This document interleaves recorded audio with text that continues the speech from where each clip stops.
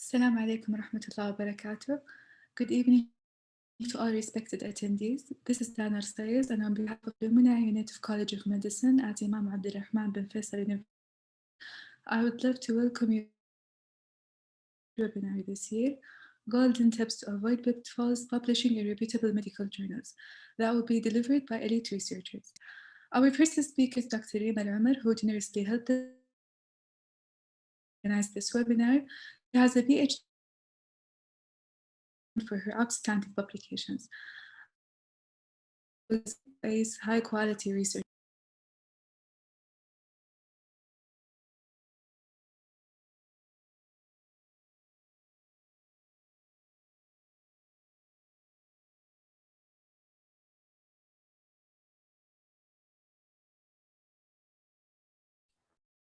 بسم الله الرحمن الرحيم والصلاة والسلام على أشرف الأنبياء والمرسلين سيدنا محمد وعلى آله وصحبه وسلم أجمعين. I'd like to thank you all and welcome you all to our talk for tonight, and also like to thank Dr. Sarah for her very kind words. Before we start, it's a good idea to introduce myself. So my name is Reem Saeed Al-Umar. I'm an assistant professor in the Department of Family and Community Medicine here at Imam Abdurrahman bin Faisal University. I have a master's and PhD in statistical epidemiology from the University of Leeds. I teach both undergraduate and postgraduate students, in almost all during all their years of medicine, and I also teach residents during their foundation year. I'm very happy to be here. I'm very pleased to be here. And although I may have supervised some of you and taught some of you, I don't find myself as a pioneer or an expert, but there are some tips that I found along the way that I think are helpful to our young generations and for those of us who are still or who still consider themselves in the learning curve.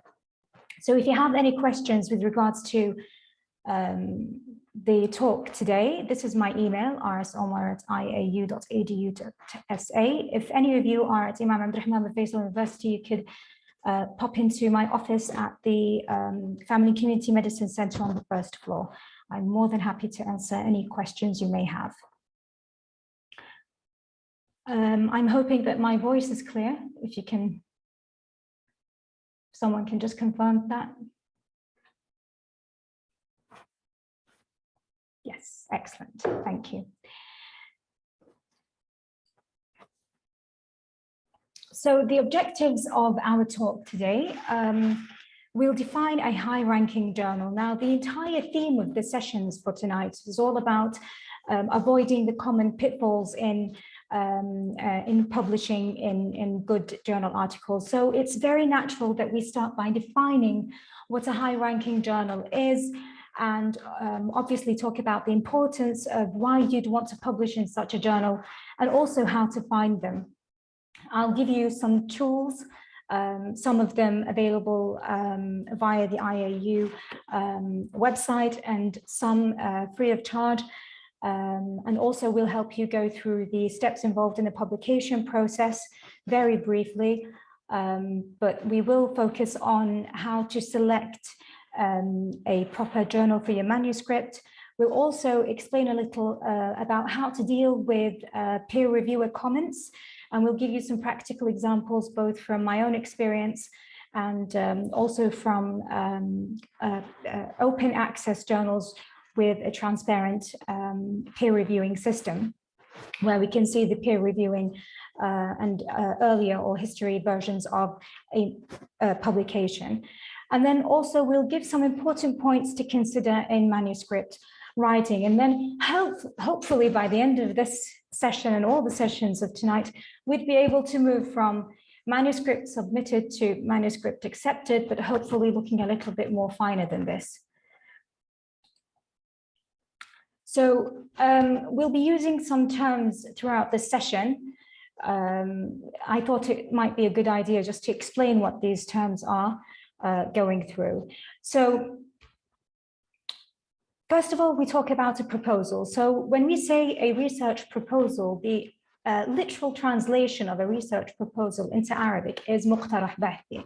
So what a مقترح البحثي or a research proposal contains is it's a document that has the introduction or a background about the research question that you think is important to address, the gap in the knowledge that you would like to address, objectives, and also a detailed plan of your methodology for that research. Now, this proposal, when you submit it to an institutional review board for an ethical approval. You could also submit this to funding agencies if you're applying for a grant or a fund for your research.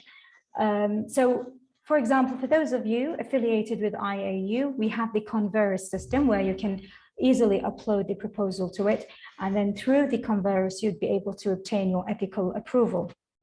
You could also use this proposal to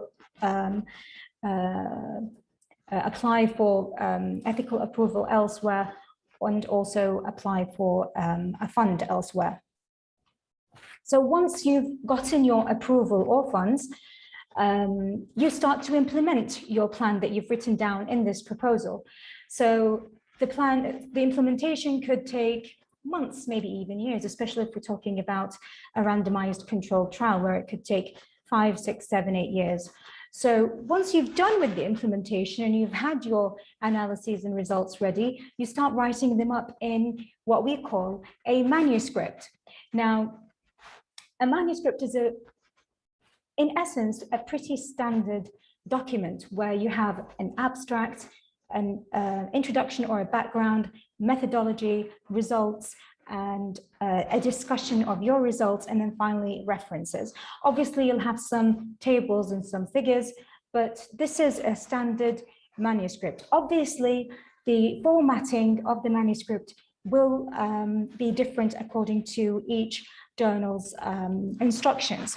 You'll be able to find the instructions for this on the journal website, which you are targeting. So you submit this manuscript to a journal. Now, what a journal is a periodical publication of articles related to a certain scientific discipline. So you may have, for example, BMC Cancer, BMC Emergency Medicine. These are all journals. And then you have the overall publisher, which is, for example, the BMC. So these are different scientific journals. You choose those journals based on the area of your manuscript. Each journal has its own aims and scopes. We'll go through that later on, but obviously you choose it based on your manuscript. So say, for example, you've targeted a specific journal and then you intend to submit to it. You've done the manuscript according to that journal's instructions, and then you've submitted it through the submission website. Then it goes to what's known as an editor. So the editor is usually the first point of contact, the first person who will read your manuscript. So the person here, the editor is the person who will look at the title, the quality of the manuscript, the writing style of the manuscript. They will also look at a cover letter, which we will also look at later on today. But yes, the editor is the person who basically decides whether this manuscript could go ahead to the next stage, or what we call a desk rejection. So if it doesn't go to the next stage, we call it a desk rejected manuscript. What a desk rejected manuscript means is that the editor has rejected the manuscript without sending it to the next stage of publication. Now, the desk rejection we try to avoid as much as we can, although it is sometimes unavoidable. The only reason is when your manuscript is desk rejected, you don't get any review and comments. So you don't get any opportunity to know what the downsides of your manuscripts are. So you basically, usually the desk rejection letter just says something along the lines of, we're sorry to inform you that your manuscript has been rejected. Usually they give a reason that it may not be within the aims or scopes of the journal, but sometimes they do give some other detail of the quality. But still, usually with the desk rejection, it's a pretty standard email with no reviewing information about it. So if it doesn't get desk rejected, then it goes to the peer reviewer or goes to the peer review stage. What we usually say is that, for example, you've submitted this manuscript to a specific journal. If you don't hear from the journal within a week or two, then that's usually what we call a good sign, because that means it's probably gone to the peer reviewing stage. But you also can check the status of your manuscript on the submission website in any case. So a peer reviewer is someone who's considered to be among your peers within a scientific discipline. Sometimes there are 2, sometimes 3, depending on the journal and how rigorous the peer reviewing system is. But the peer reviewer has the authority to give the recommendation as to whether your manuscript could be rejected or should be rejected or accepted with minor corrections. So you have anywhere in between a recommendation of rejection to accepted with minor corrections. So you get rejected, accepted after major corrections, accepted after minor corrections, and there's the accepted, which we only dream about, accepted without any corrections. So say, for example, your manuscript has been accepted, hopefully it will be. Then comes the really nice part. It's when you get these email notifications that your work, your published work, has been cited and referenced in other people's work. So that's when you start to realize that your publication has had a wide readership, wide visibility. People are receiving and accepting your work and using it in their own work as well. But I would also like to draw your attention to what we call a predatory journal. So a predatory journal is any journal that allows the publication of your work for a fee, but without your work going through a peer reviewing system. Or sometimes the peer reviewing is a joke, so they don't really go through a good quality peer review. So a good sign of predatory journals is that you tend to receive emails that invite you to submit to that journal, especially if you have an official email with, for example, @IAU or any other institutional domain. They do tend to target people with those domains. So just beware, because once you've submitted there, you cannot submit anywhere else. If you've published work at a predatory journal, then it's considered gone to waste. Just be careful and ensure that you don't. If you do get an invitation to submit, a very good way to check whether this is a predatory journal or not is to follow the tools that I will explain to you in a minute. So what is a reputable journal? So a reputable journal is a journal with a high impact indicator. We say a high impact indicator without specifying what kind of indicator. There are several indicators that measure the quality of a journal. We look into the most famous of them, but the higher, it's basically the higher the impact indicator, the more the quality, the visibility, and the impact that journal's content is on the scientific literature. So the most common or the most commonly used impact indicators are the impact factor, which I'm assuming most of you have heard of. So the impact factor is basically a measurement by which the average number of citations for a specific journal's articles have been done. So you get that for the past 2 years or the past 5 years. So it's the average number of citations for a specific journal in the past 2 or 5 years. So we have a 2-year impact factor, and then we also have a 5-year impact factor.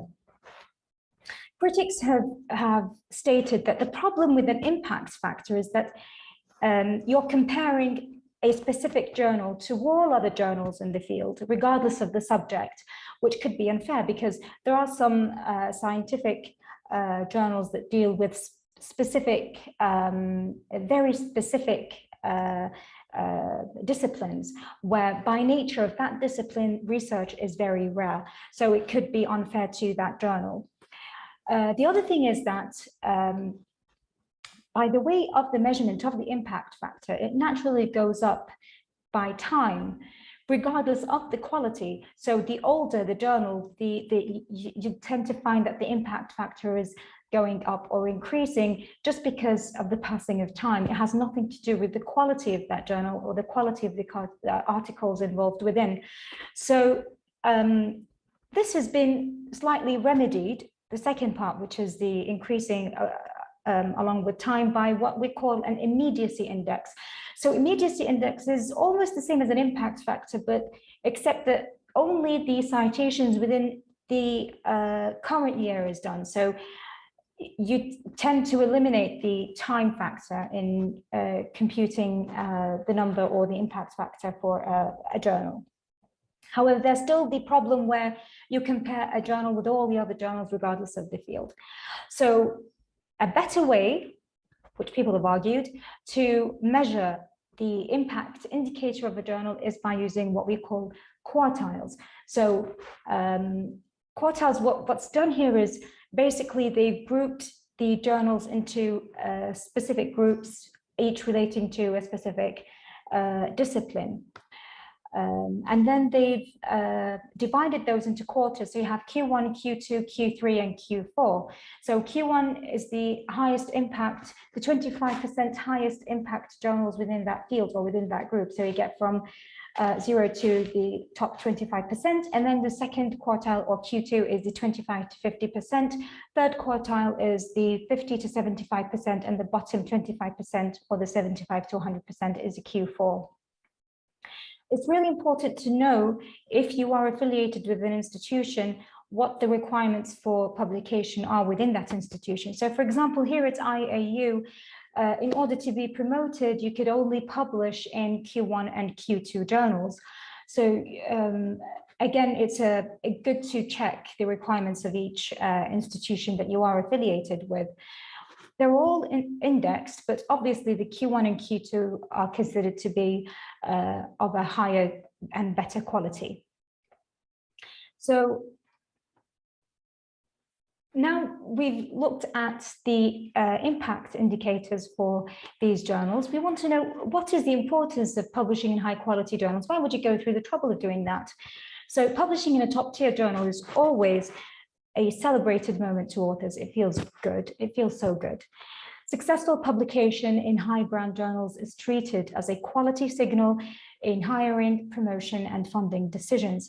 So it looks really good on the CV if you are looking to be hired. Also, if you are looking to be promoted, such as what we have here, and I'm assuming in other institutions as well, the requirement is to publish in certain ranked journals, and also for funding decisions. So you have this manuscript along with your CV, you're going to some funding agency and asking them for money. They want to make sure that when they give you this money, you would be able to publish in very good quality journals. And the only way for them to see that is to see your CV and your previous publications.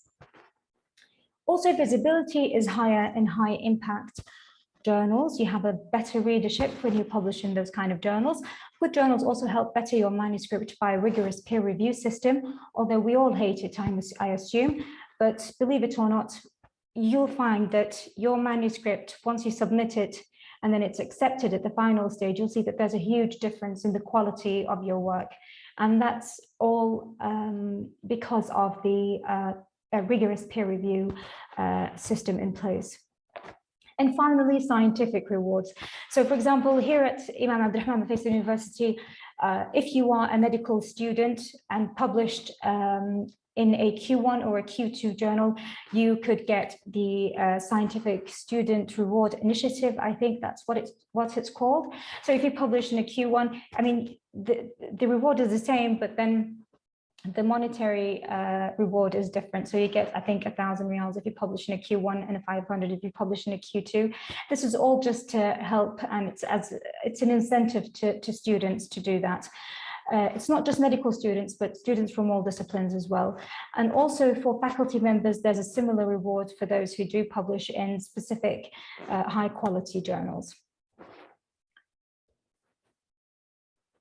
So where do we find good quality journals? There are plenty of ways for you to identify good quality journals in your specific field. Maybe the most, what I'd really recommend first as a first point of questioning is question your supervisors, your advisors, people within your field. They tend to know the good quality journals and those that are infamous within their own disciplines. And then you could also go about looking into specific databases. So we will look today at these two databases. We have here on the left, the Insights Journal Citation Reports. This is a database that's given to us by Clarivate Analytics. This is a paid-for service, and Imam Abdurrahman bin Faisal University has a subscription with this database.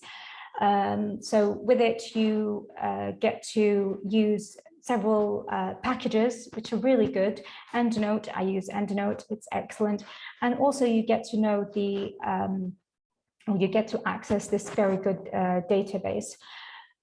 So this is the Insights Journal Citation Reports. For those of you who are outside the institution or do not have access to journal citation reports, then Scientific Journal Report is another database, I think is powered by Scopus, if I'm not mistaken, which also give very similar results to the Clarivate database. We will go through these two together. I'm sharing my screen with you all, so we can go through them together. But before we do that, let's look at a title of a manuscript. So we have a manuscript here entitled Musculoskeletal Symptoms and Their Associated Risk Factors Among Saudi Office Workers, a Cross-Sectional Study. So this was a manuscript of a research with very good occupational medicine residents I supervised along with my very good friend, Dr. Nof Shamlan. So we submitted this manuscript for approval at the Institutional Review Board, and we got the approval. We implemented the project, and then we've written down the results and analysis and discussion. We have the manuscript ready. So I would like from all of you to please try to identify in which field could this manuscript, just by looking at the title, what do you think would be a good field to look for to look for journals in? So what do you think? I'm waiting for answers. Occupational medicine, okay, excellent. So we have occupational, I'm going to write this down. So we have occupational medicine, thank you. Public health, excellent. Physiotherapy, okay. Family medicine. What else?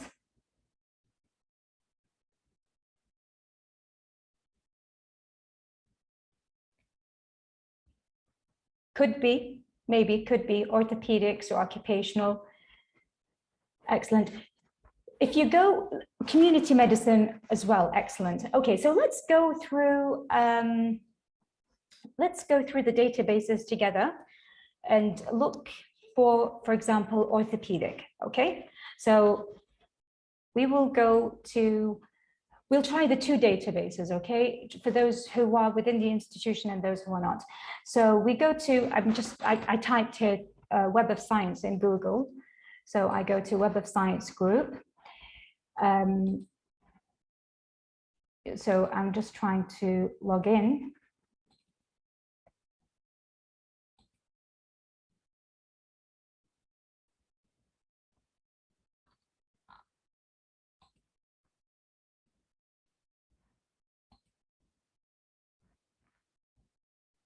I'm looking for the login page. Okay, if it doesn't work, then the other way I was told was to go to academic and research and then go to the digital library. Okay, I log in. I'm hoping you're all looking at the steps I'm doing right here. So we have Web of Science here.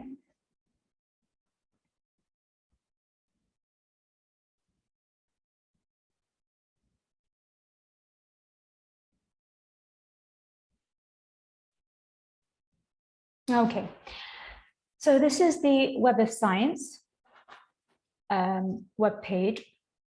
I'm still hoping I can sign in. Okay.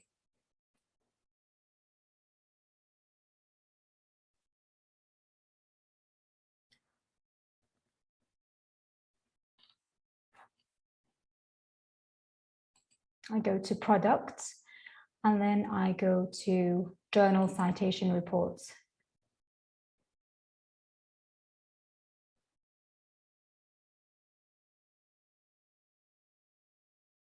Okay, so this is the place where we start with the searching of specific journals. So we said we'll try orthopedic. Okay, so let's type in ortho.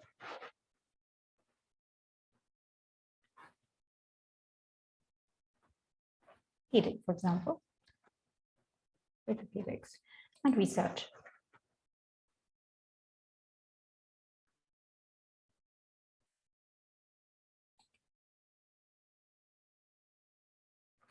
Okay, so here we have this journal. So let's click on this one, orthopedics. Okay, so here you can find information pertaining to this particular journal. So it's based in the USA.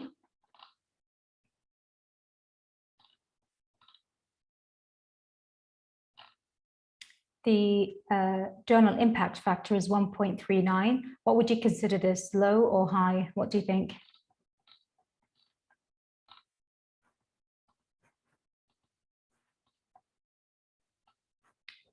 Do you think a 1 point? Again, it depends, because you're not really comparing it with journals within the same field. You're looking at other journals as well. What really matters to us is, you see down here the ranking. So what can you see? In 2020, the ranking is a Q4. So if you are affiliated with Imam, with IAU, would you publish here or not? No. Okay. Let's leave this aside. Let's say, for example, we do want to publish here, okay? As an example, we go to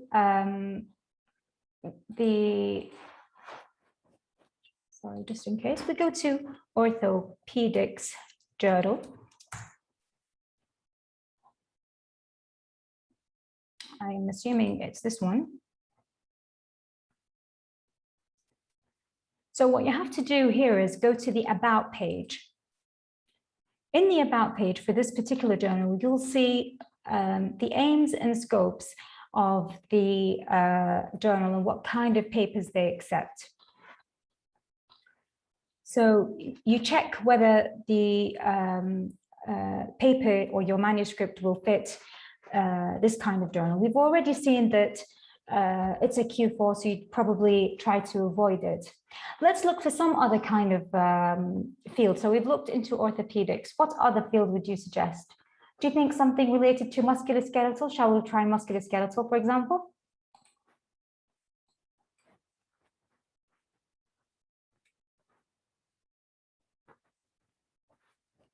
So let's say musculoskeletal.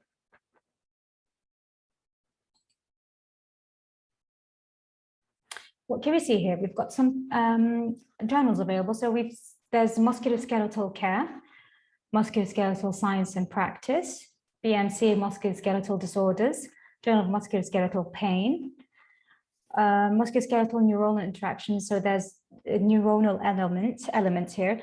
Radiology, there's a radiological element that we don't have in our own manuscript, so we'll probably not go there. Let's say, for example, we want to check musculoskeletal care. Okay, so we go to musculoskeletal care. We see it's based in England. It doesn't really have, you can see here it's a Q3 journal. So again, we try to avoid this, it's a Q3. We close this page. Let's go to the next one, musculoskeletal science and practice. Impact factor is 2.5, which is considered pretty good. No, it shows you the journals. journals, not articles. Okay. And then if we go down to the ranking, we can see that this is a Q2 journal. So to me, this ticks the ranking box, so we could go there. So if we go to the journal's webpage, so we just type musculoskeletal science and practice. The publisher is Elsevier. And then we can see what kind of articles this journal accepts. So you can see here, read full aims and scope. So it's a peer-reviewed international journal publishing high-quality original research. It also publishes review and masterclass articles. So yes, so we can start with this journal, for example, Musculoskeletal Science and Practice. And then we can go ahead and look at all the other journals. If, for example, we get rejected by this one, then we can go and check the others. Muna al-Juwair, what we're doing is searching for journals, not articles. Okay, so this is one way of looking at or looking for good quality journals using the Clarivate Journal Citation Reports website. Let's look at the scientific, the other website that I was showing you, Scientific Journal Rankings. Sorry, I was saying report. So Scientific Journal Rankings. So for example, we want to check BMC, Musculoskeletal Science and Practice. I've tried this journal, by the way, which is why you're seeing it here. So if we click on this, we can see that if you go down to the bottom page, you should see something that shows the ranking of it. Okay, so you can see here it's a Q1. So according to this database, it's a Q1. Okay. So this is one way of looking at it. Now, say, for example, you're affiliated with IAU, and you have these two databases that are showing you slightly conflicting results. One is showing you that this journal is a Q2, while the other is showing it as a Q1. What would you do in this case? IAU has given us a service where there's a list of specific journals where we're allowed to publish if you're looking for a promotion. So if you go to the e-resource portal, okay, so if we go, sorry, not here. If you go down here, journal services approved by the Scientific Council. So if you go here and type the name of the journal, so Musculoskeletal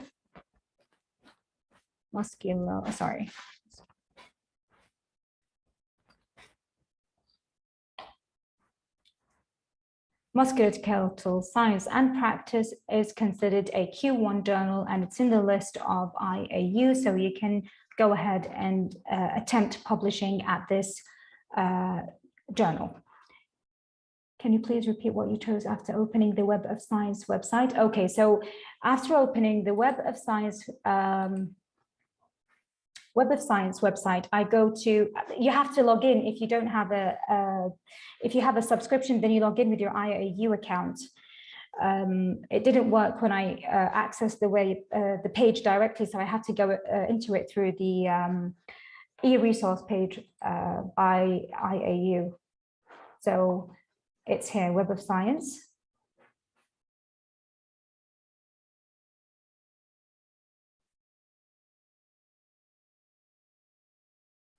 And then I go to Products, Journal Citation Reports. This is where I started to look for journals. I hope it's clear for you now.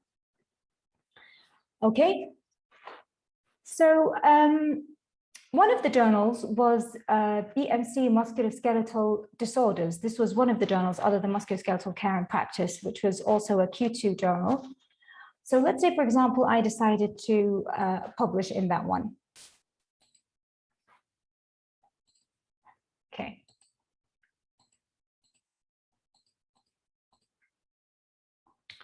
So tip number one, choose the journal with the aims and scope that matches your own manuscript.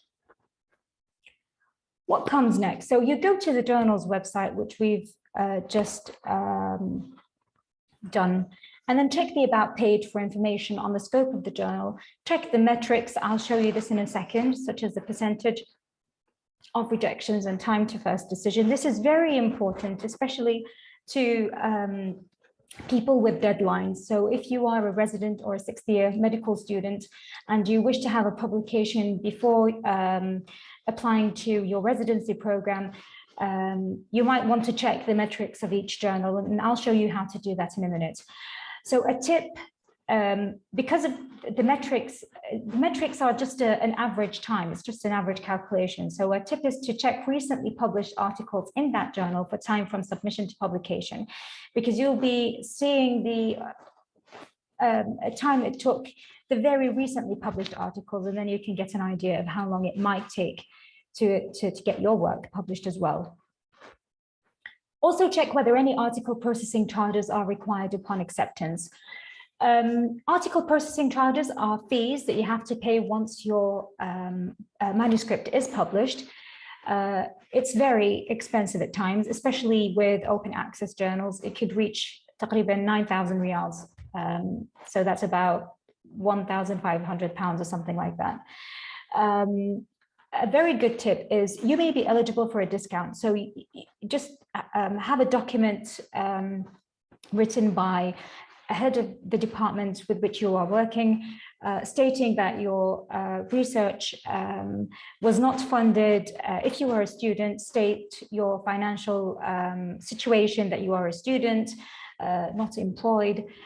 You may get a discount or a waiver of funds or charges for that. I personally do that sometimes, and I've had some luck with it. Not always, but sometimes. If not, if it's not accepted, then you will have to pay it in full. But what we usually do is we split it amongst all the co-authors. Then check the peer review policy. With some open access journals, the peer review is transparent. The reviewer can see your name and you can see their name. While it was supposed to be completely anonymized, now transparency is starting to be the norm. And it's not just that. Sometimes with specific journals, to increase their philosophy of transparency, what they do is they also publish previous versions of your manuscript, as well as the reviewer comments and how you responded to them. So that is also sometimes published with the article itself. If you don't want that, you may want to check some other journal. Also, go to the instructions for authors page. That's very important. The manuscript is a standard document, but then you will have to format it according to each journal's instructions. Also, write a very good cover letter to sell your work. Before we go into the cover letter, let's show you what I was talking about, the journal metrics, just so I don't forget. So let's say I've settled on BMC, sorry, musculoskeletal disorders. I go to the homepage of this journal. So BMC Musculoskeletal Journal, it's an open access peer-reviewed journal. So we can see here that it publishes articles on all aspects of the prevention, diagnosis and management of musculoskeletal disease. It also looks at epidemiology. So I can see that almost the manuscript fits well with this specific journal. So I go down to annual journal metrics, which is on this right-hand side.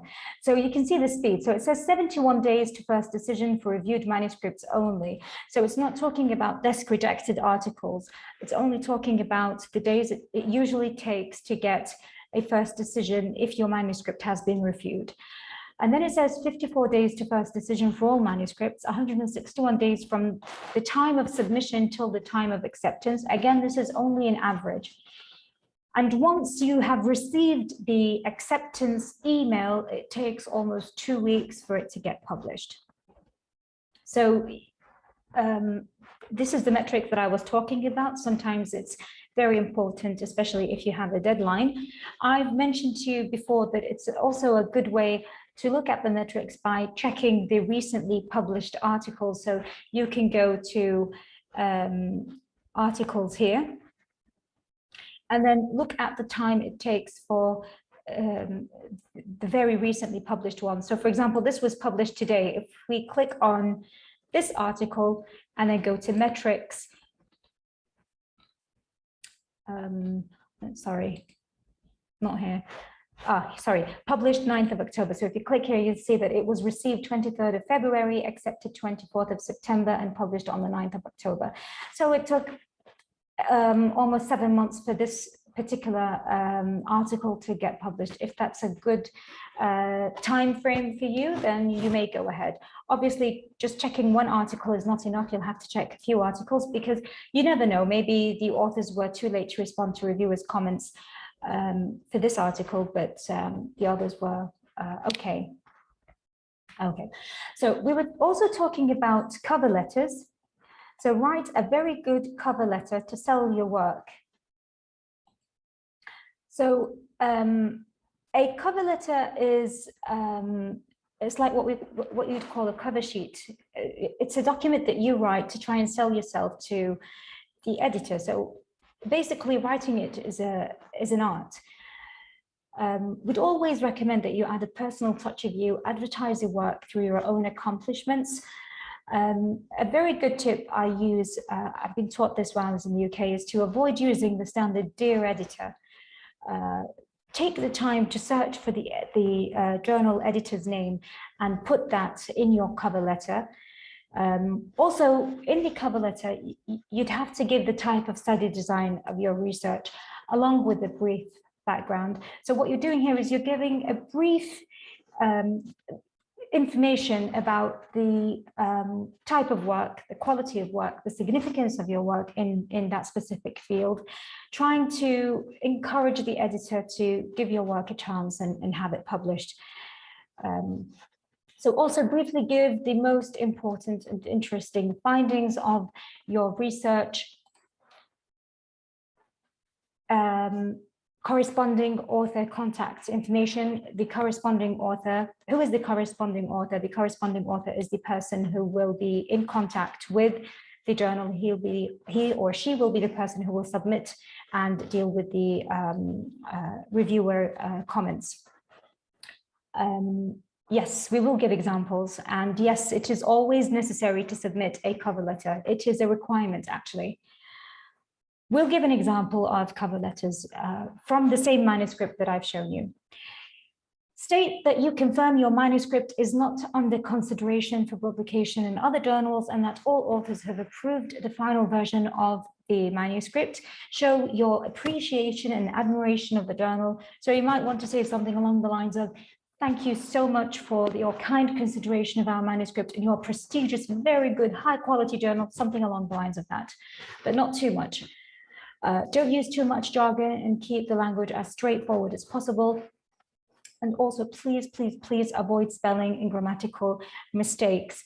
The cover letter is a way to screen manuscripts. So basically the editor, instead of going through all the manuscripts, which are usually 3,000, 3,500 words each, they'll just look at the cover letter and then the abstract and decide whether this should go on. If the cover letter is written in a very bad way, has plenty of spelling and grammatical mistakes, believe me, it will not have the chance it deserves.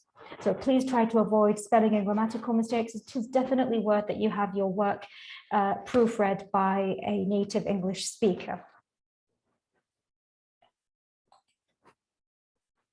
So examples of cover letters.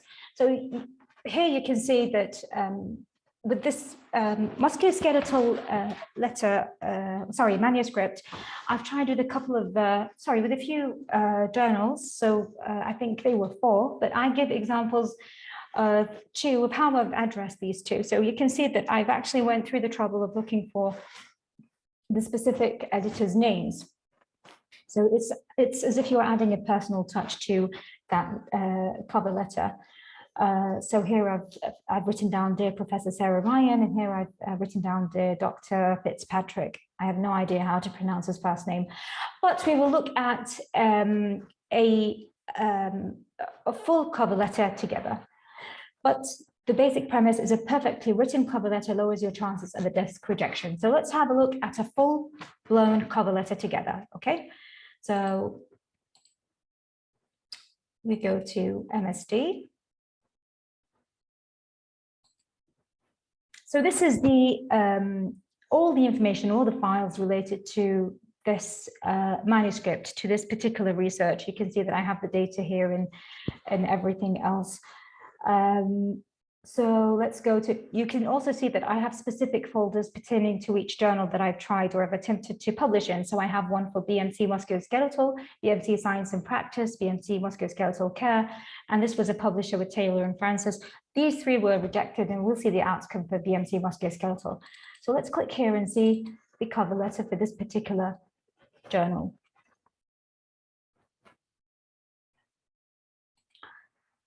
Okay, so firstly, I would like to thank you for the kind consideration of this manuscript, and I give the title of this manuscript. And then I talk briefly about what this manuscript is about. So it's a cross-sectional study. I mentioned that it uses a specific kind of tool, the Rapid Office Train Assessment tool, and I state that it has not been used in Saudi occupational research before. So this should be something of significance to this editor. And then I go along and talk about this index or this tool. So I say the beauty of the ROSA Ergonomic Index is it allows researchers to quantify. So I keep talking about this tool. And then I go into my own specialty. So I say I've used it as a separate independent variable in subsequent multivariable analyses. You can see that we've stated we have successfully identified individual and ergonomic risk factors as significant predictors in this study and have highlighted a major issue. So I talk about the most significant findings from our own research. And I've also stated that we have proposed measures that could be taken by local policymakers. They love this sentence. If you have research that has an impact, then they would definitely take you seriously. And then I start selling myself and my colleagues. So I say myself and my colleague, Dr. Norfa Shemlan, are assistant professors. I tell them I'm a UK trained epidemiologist by statistician. I state that Dr. Norfa is a consultant in family community medicine. Because this is somewhat related to occupational medicine, I also tell them that we have 3 occupational medicine specialists and a consultant. And finally, I give the statement. So we confirm that it's not been previously published and is not under consideration for publication in any other journal. And then finally, I give my affiliation and my email address. So this is basically how you write a cover letter. You don't have to stick to my own style. If you search on Google, you'll be able to see plenty of other styles of other cover letters that might even be better than mine. But this is just a simple way, a straightforward way of doing it. I hope that's clear for you all.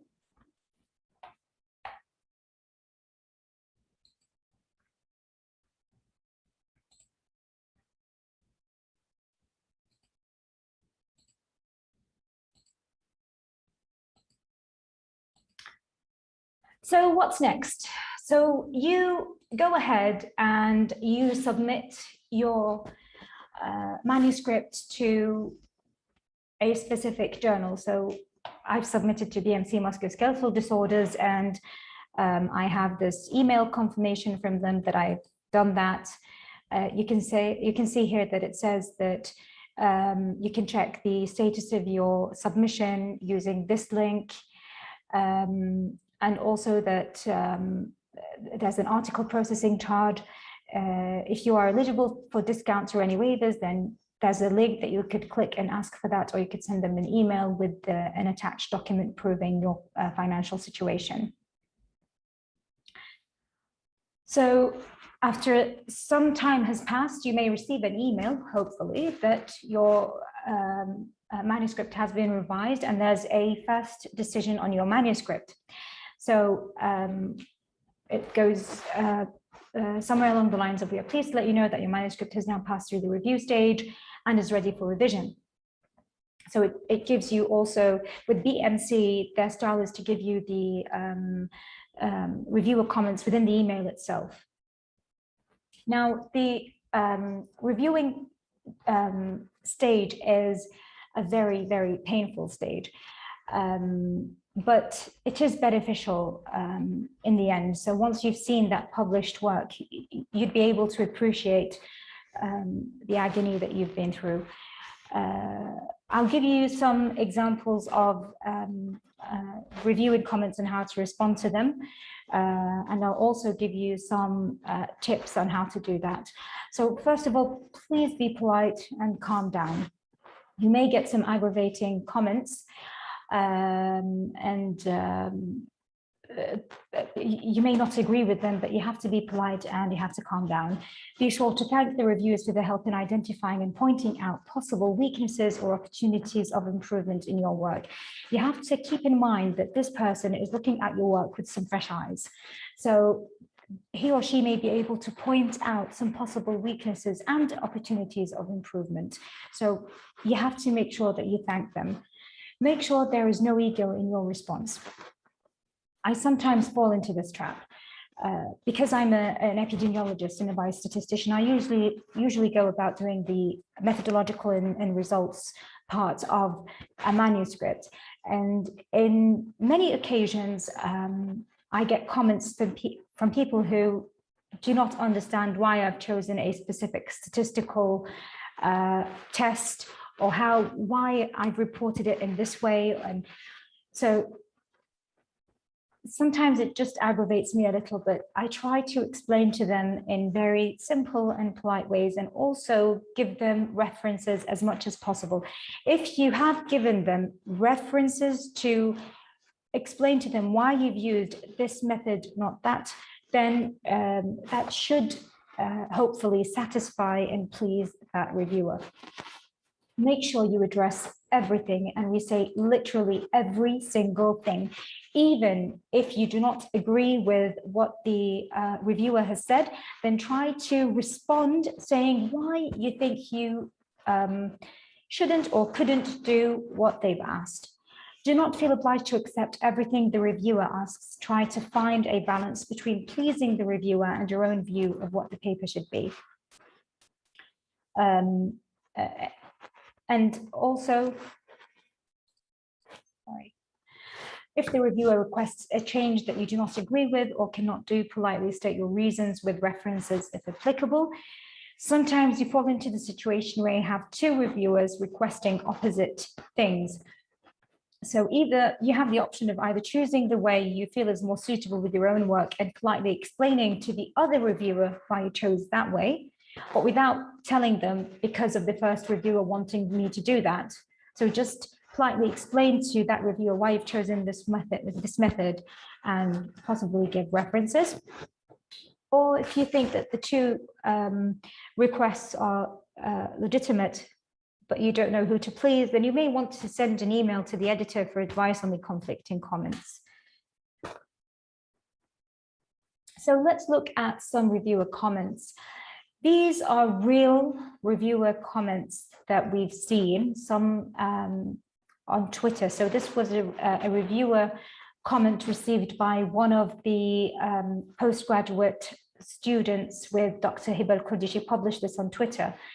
And it's a very harsh, very racist kind of comment. She complained to the journal without going into details, but they were able to solve this problem for her. And then you might also get this kind of comment, which is very rare, but hopefully, you never know, you might be able to get one of those sometime soon. So a thorough, polite response to reviewers' comments ensures a recommendation of acceptance of your manuscript. So let's look at some reviewer comments on my manuscript.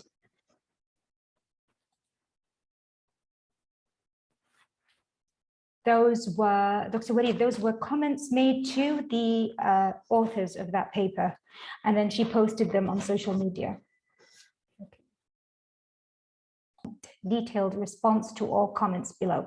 So we've shown thanks and appreciation to the editor and also to the reviewers of our work.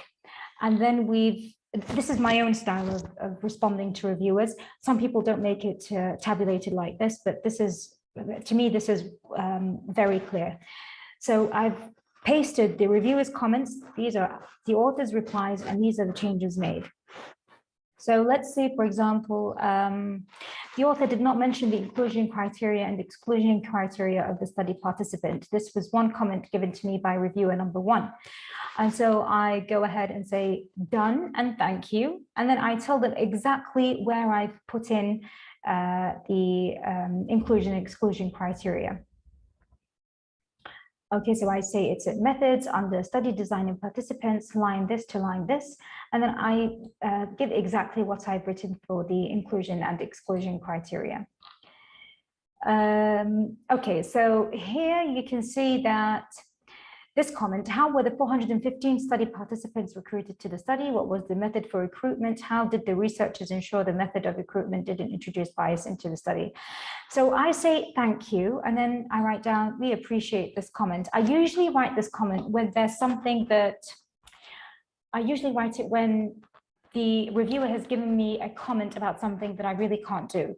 So I say, we appreciate this comment. We know where you're coming from. We know what you mean. It's as if you're saying, you know what they mean. And then I go ahead and explain, unfortunately, due to the nature of the study, which required us to observe the workers. So I tell them why we can't do what they asked us to do. But at the same time, I try to do some changes. So you see, I'm trying to respond to every single point the reviewer has given me.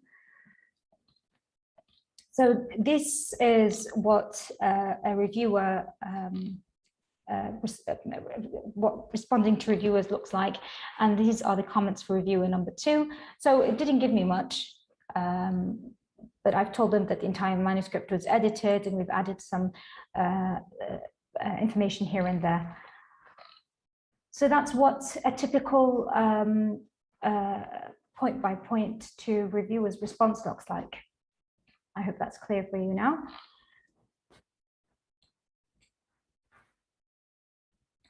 Now, depending on the journal itself, the reviewing stage could be more than once. So you submit the revision of your article along with the response to the reviewers. The editor takes a look at it. If it feels that the reviewers need to look at the article again, they'll send it to the reviewers, and then the reviewers spend some time looking at it again, and then they give you your comments, and then you work on those. And so it's a little bit of an annoyance, actually, especially when they take some time in getting back to you. So this all depends on the kind of journal. Dr. Munir Juwair, I haven't heard of qualitative health research. We'll have to look at it specifically. Okay, so important points to consider in manuscript writing. Let the abstract of the manuscript be the last thing you write. Why? Because the abstract is basically, let's say, for example, zibda al-kalam kamil of your manuscript is written in the abstract. So we usually leave the abstract till the last thing. The background or the introduction should cover past literature and identifies gaps in the knowledge. So you write down the introduction or the background. Sometimes it's called background, sometimes it's called an introduction. And at the end of this section, you'll write down something along the lines of, therefore, we believe, or therefore, the aim of this research is to do this and that, which is obviously to fill in the gap of the knowledge which you've described in the previous paragraphs. Only cite very good references in the introduction.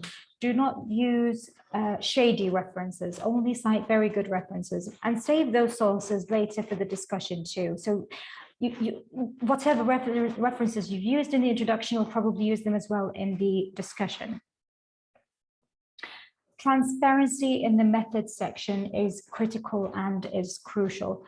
Your work should be reproducible. So when we say transparency and reproducibility, it means that if we take your data set and give it to someone else. If that person reads your methods, they'll be able to reproduce the exact same results as what you've done. So you have to write in high detail how you've come about with these results. Adhere to all points stated by the journal you are targeting. So go to the instructions for authors. Sometimes there are forms that need to be filled. You have to fill those in. And also adhere to the word count, the subheadings, the referencing style as well, which is why we always encourage the use of endnote. Avoid redundancy in the results section. When we say redundancy, we mean if you've got very good tables, please avoid repeating writing those in the text as well. So you don't need to write every single figure in the text as you've written it in the table. The table is fine, the table is enough. So in the results text, only write the most significant and the results that you need to be highlighted or you need to highlight. Do not reiterate and do not repeat. Also, discussion should not reiterate the results. Try to avoid the use of numbers and figures in the discussion, only if those numbers are pertaining to other studies to which you are comparing and contrasting. Compare and contrast your work to the work of others, and please feel free to criticize your own work. In the discussion, you have to state your limitations. Whatever limitations of your work, you have to criticize. Otherwise, you're giving the opportunity to the reviewers to criticize it themselves. So if you've done that yourself, they won't do it for you. Write a clear and concise conclusion of your paper and make sure the reference style is aligned with the journal's requirement, and have your manuscript proofread by a native English speaker to avoid language and grammatical mistakes. Once you've compiled your first draft, leave it for a couple of days. So just leave it for a couple of days and then go back to it with fresh eyes. And make sure that all your co-authors have read and approved the final work and agree on the order of co-authors and who the corresponding author is. The corresponding author is quite a tiring job, because once you are a corresponding author, you go through the trouble of opening an account with the submission website for each journal, and then you fill in the information, which takes a lot of time, especially if there are lots of co-authors involved. And then, say, for example, your manuscript gets rejected, you go to the other journal, and then you also check the instructions for authors on that other journal, and then you have to tweak your manuscript again to suit the other journal style. So it does take a toll, it does take time, and it is a tiring process.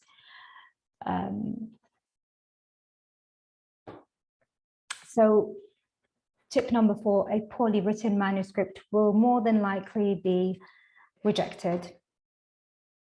We have a question: can I submit the same research to multiple journals? Of course you cannot. You cannot do that. At the same time, you cannot. As a matter of fact, I've shown you in the cover letter that you state or confirm that you have not submitted this journal, or that this manuscript is not under consideration for publication at another journal. You can only submit to each journal at a time. You get rejected, and then you start with the other journal as well. So congratulations, your manuscript is published. It's very thrilling. It's a very thrilling moment once you see your once you see this email. But then you have to pay the fees. The fees, I think, is around 1,600 or 1,500 pounds, which is a lot of money, actually. But yes, so you pay the fees, and then you wait for a couple of days. They'll send you the proofs. The proof is an opportunity for you as authors to correct your affiliations. If there are any minor mistakes in writing, you'll be able to correct those as well, because once your article is published, then you will not be able to edit or correct it again. And then your paper will be published online. And this is what it looks like. So here we published this paper in BNC Musculoskeletal Disorders.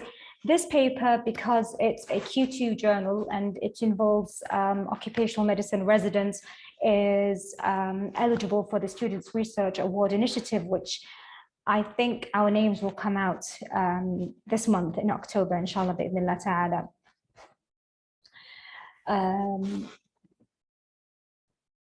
So Dr. Walid is asking, do I have to pay more fees to make it open public access? Yes. So usually with open access journals, there's a fee to pay. But again, I've said before that it's worth asking for a discount or a waiver of charges. But you can only ask for a waiver of charges if, thank you, Lubna.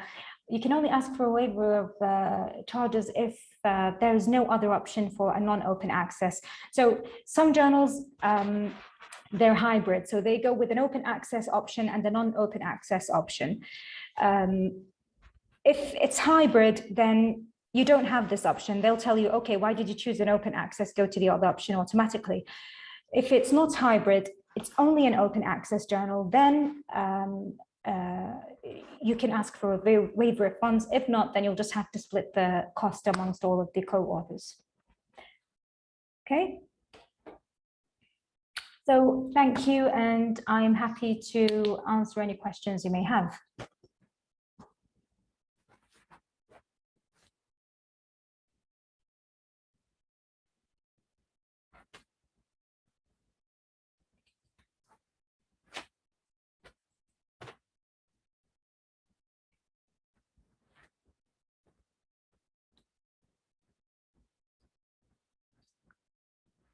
You're most welcome. Dr. Ali. Thank you. Thank you, Professor Ahmed. Okay, so we have a question. How long should a cover letter be? The shorter, the better. So try not to make it 2 or 3 pages. The whole point of a cover letter is so the editor doesn't spend time reading a long document, which is basically the manuscript. So instead of reading the entire manuscript, they get to read or get to see the gist of your work. So try to limit the cover letter to a 1 page, 2 pages maximum. Thank you, Osman. How to know if a conference is suitable and of good quality. So conferences is another thing. We can talk about that later. If you can send me an email, I'm very happy to answer.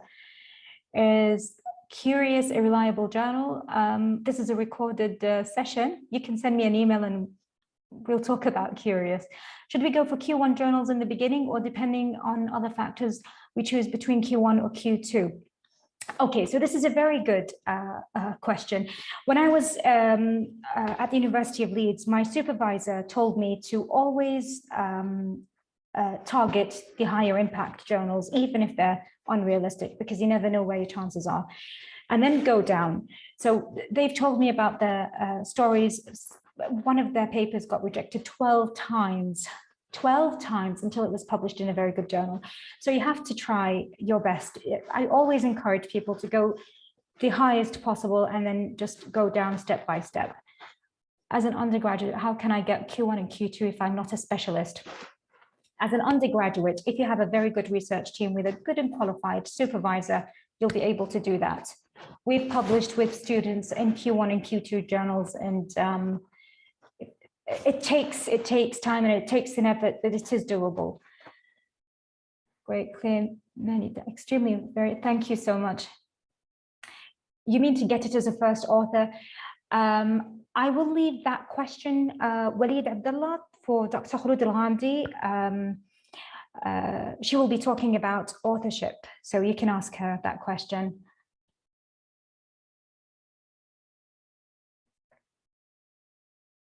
Thank you so much, Dr. Razan Al-Shamri.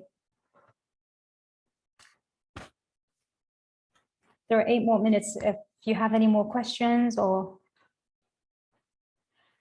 Okay, so what is the range for good impact factors? So, for example, the journal Nature has an impact factor of 42, I think. Last time I checked, it was 42 point something. But that's Nature. And there are some other journals. So the one I published in BMC, musculoskeletal disorders, it's a Q2 journal, and I think it has an impact factor of 2 point something. We always say, do not look at impact factors, but look at the ranking, the quartile of the journal. So what's your approach when you're asked to suggest reviewers? I suggest reviewers who I know personally, but believe me, they really don't, it's very rare that they choose them, to be honest. It's mostly them asking for suggested reviewers to keep them in their bank, and then they'll use those for other manuscripts, usually not yours. List the websites that have the ranking. Yes, SJR and journal citation reports. It's in the presentation. Okay, so is it reasonable to target Nature? Why not? Doctor, I was wondering if it is possible that we get a copy of this presentation, please. Of course, I'll send it to Dr. Dana. Inshallah. If my study has already been published, can I withdraw it and publish it in a better journal? I don't believe you can do that, which is why I say, please avoid publishing in predatory journals, because once it's published, you're stuck. What are the most common reasons for rejections by Professor Amal Fatani? There are so many reasons for rejections. Probably the bad quality in manuscript writing, not choosing the correct journal. So you have to look at the aims and scopes of each journal and choose them carefully. Also, the authors not adhering to the instructions given by the journal sometimes does not help as well. And also a bad recommendation from the reviewers. So if they do not recommend publication, either you have not addressed their concerns, or you have not responded to their comments, or you've responded in an aggravating way, so they would not recommend a rejection. They would not recommend an acceptance. Those are the most common reasons for rejections in my experience.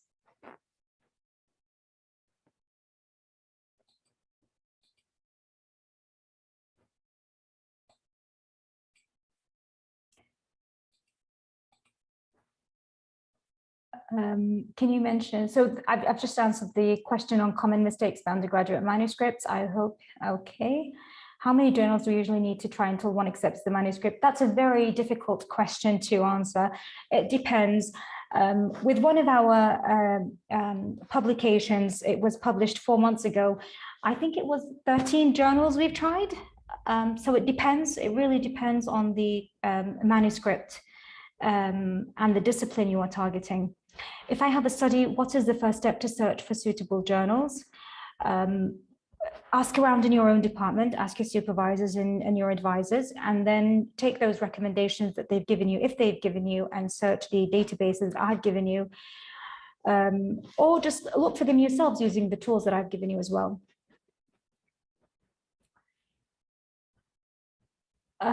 Do you face any difficulties in study designing, and do you suggest designing the study by epidemiologist, by a statistician, or anyone else can? Okay, this is a very good question. Thank you, Najla Latebi. She asks, do I face any difficulties in study designing? I'm an epidemiologist, so I basically do the study designing. It's my discipline, it's my specialty. So personally, I don't. And do I suggest designing the study by an epidemiologist and by a statistician? Of course. I definitely do. Having a biostatistician and an epidemiologist as part of your research team is a very good idea. And believe me, it helps you a million times. And it helps elevate the quality of your research as well. And then at the university here at IAU, we've got a growing number of epidemiologists and biostatisticians. It's not just me, we have some other colleagues here as well at the College of Public Health. We'll all be more than willing to help if we're given a very good topic or a very good idea.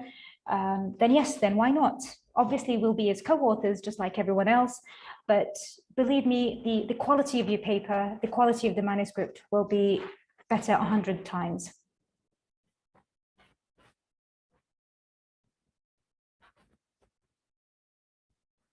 Where can you find this lecture? I will send this lecture to Dr.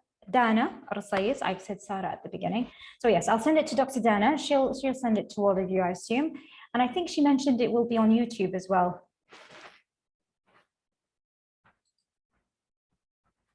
Professor Amal, I think I've answered your question. Are there any more questions or?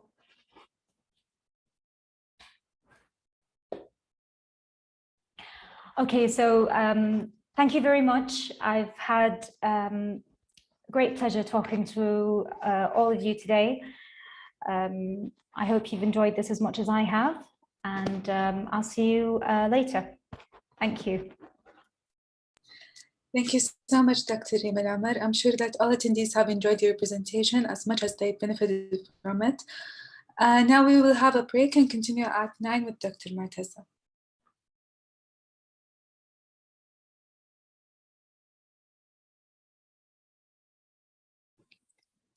Hi, everyone. I'm Sarah Saman, a fourth-year medical student at Imam Abdurrahman bin Faisal University. I wish that you had a good short break refreshing after the great speak of Dr. Rima Al-Amar. Now we will hear from Dr. Mu'tazza Abdul Wahab about the common methodology pitfalls and how we can avoid them to have better chance to publish in reputable journals. Welcome, Dr. Mu'tazza. Assalamu alaikum wa rahmatullah. I'm Dr. Mu'tazza Mahmoud, Professor of Biostatistics. First, I'd like to thank the organization committee for inviting me to such a talk, and I would like to thank you all for attending. Inshallah, today I shall be leading you through the journey of a research team till publication in a reputed journal. Bismillah nibda. It all starts with a question. The question that rises during your practical work or from your reading, or from an observation that made you postulate a relation between two variables, mostly an exposure and outcome. In both cases, you go and search the literature for an answer to your question, but you don't find this answer. This is what we call, in other words, a gap of knowledge concerning this point or this research question. Here is where your research starts. Your research starts with formulation of a research question. You write it in a clear, well-defined, and focused way. Fine. Here, the journey starts with this research question. And this research question needs a good research to be answered. So let's start. To perform a good research, we need to choose an appropriate study design that can really lead to an answer to your research question. And then we need to put a plan that follows the guidelines for conducting this study design. Here, I would advise you that you can use the checklists used for assessment of this study design to make sure you are on the right track. For example, if you chose a randomized clinical trial to answer this research question, you can search for checklists for assessment of a randomized clinical trial. You will find several out there in the literature. For example, you chose a GDET score or whatever. You will find the items that they score a good randomized clinical trial upon. For example, randomization. they state how randomization take a high score. So you follow this. They state, for example, the way they should be analyzed, statistical analysis. So you follow them, or you make sure that you're on the right track. Of course, you should read much about this study design and about how to perform this research. You go on with your research until you reach the answer to your question. Here is where you feel that this gap is filled, okay? By your findings and your answer to this research question, you will be filling the gap that there in the literature. And now it's time that you disseminate your findings. You disseminate your findings through a conference or the usual way through publication in a reputed journal, okay? So why do you want to disseminate your findings? First is to share the answers with others looking for it. A second is to document your effort and your work. And third, for the promotion. It's in the academia, we're all asked to publish for promotion, and even in the medical field now. Okay, so we start our journey in publication in a reputed journal. Our journey starts, or the first step is to follow what Dr. Reem just told us and choose a suitable journal to send your manuscript to. First, you choose the journal. Second is carefully read the instructions to the author and follow them in writing your manuscript. I'm talking about the first time, okay? And hopefully it's the first time. After we choose the journal, we follow the instructions to the author and write our manuscript. If you go the other way around, it would be about as if you're doing double effort, by the way. Here, we will go for writing the manuscript. The manuscript writing is a teamwork. Every one of the authors and the co-authors, they have a part to write in this manuscript. But in the end, after completing your manuscript, it's the responsibility of all the authors to revise the whole manuscript. Remember, your name will be put on this manuscript, so you're responsible for everything inside this manuscript. Okay, then after revising the manuscript, the corresponding author will go and submit this manuscript to the journal. Okay, one remark I would like to tell the correspondent author is make sure you send the final version of your work. As you saw in Dr.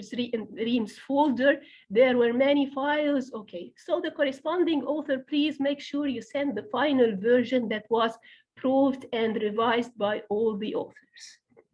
Okay.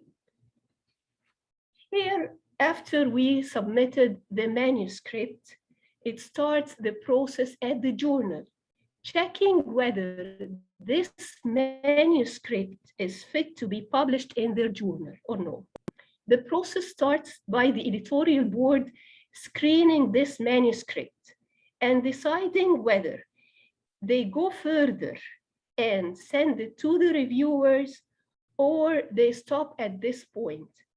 And the desk rejection reasons will be discussed in the following session, so we will continue with this point, inshallah.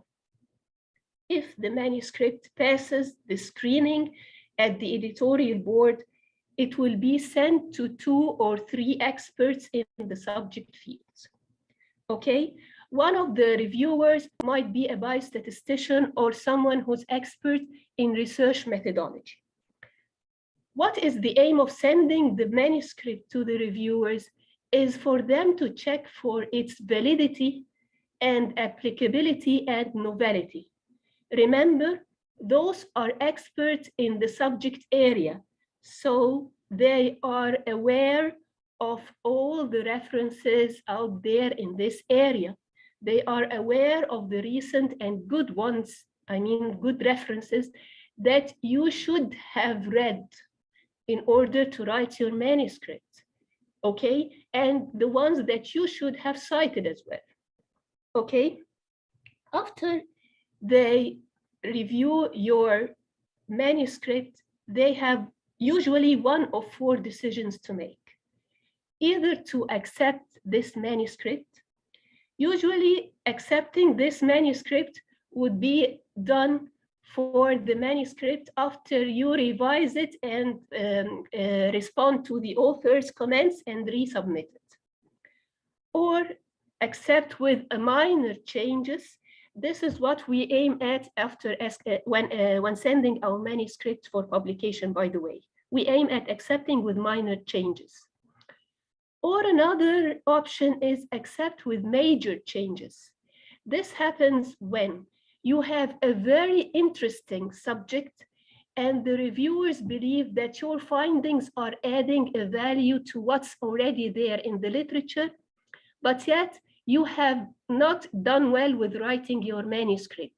So they will accept it, asking for major changes. Those major changes may be adding some tables, some graphs, or maybe asking you to rewrite a whole section from scratch, but this would be their decision, or rejecting this manuscript.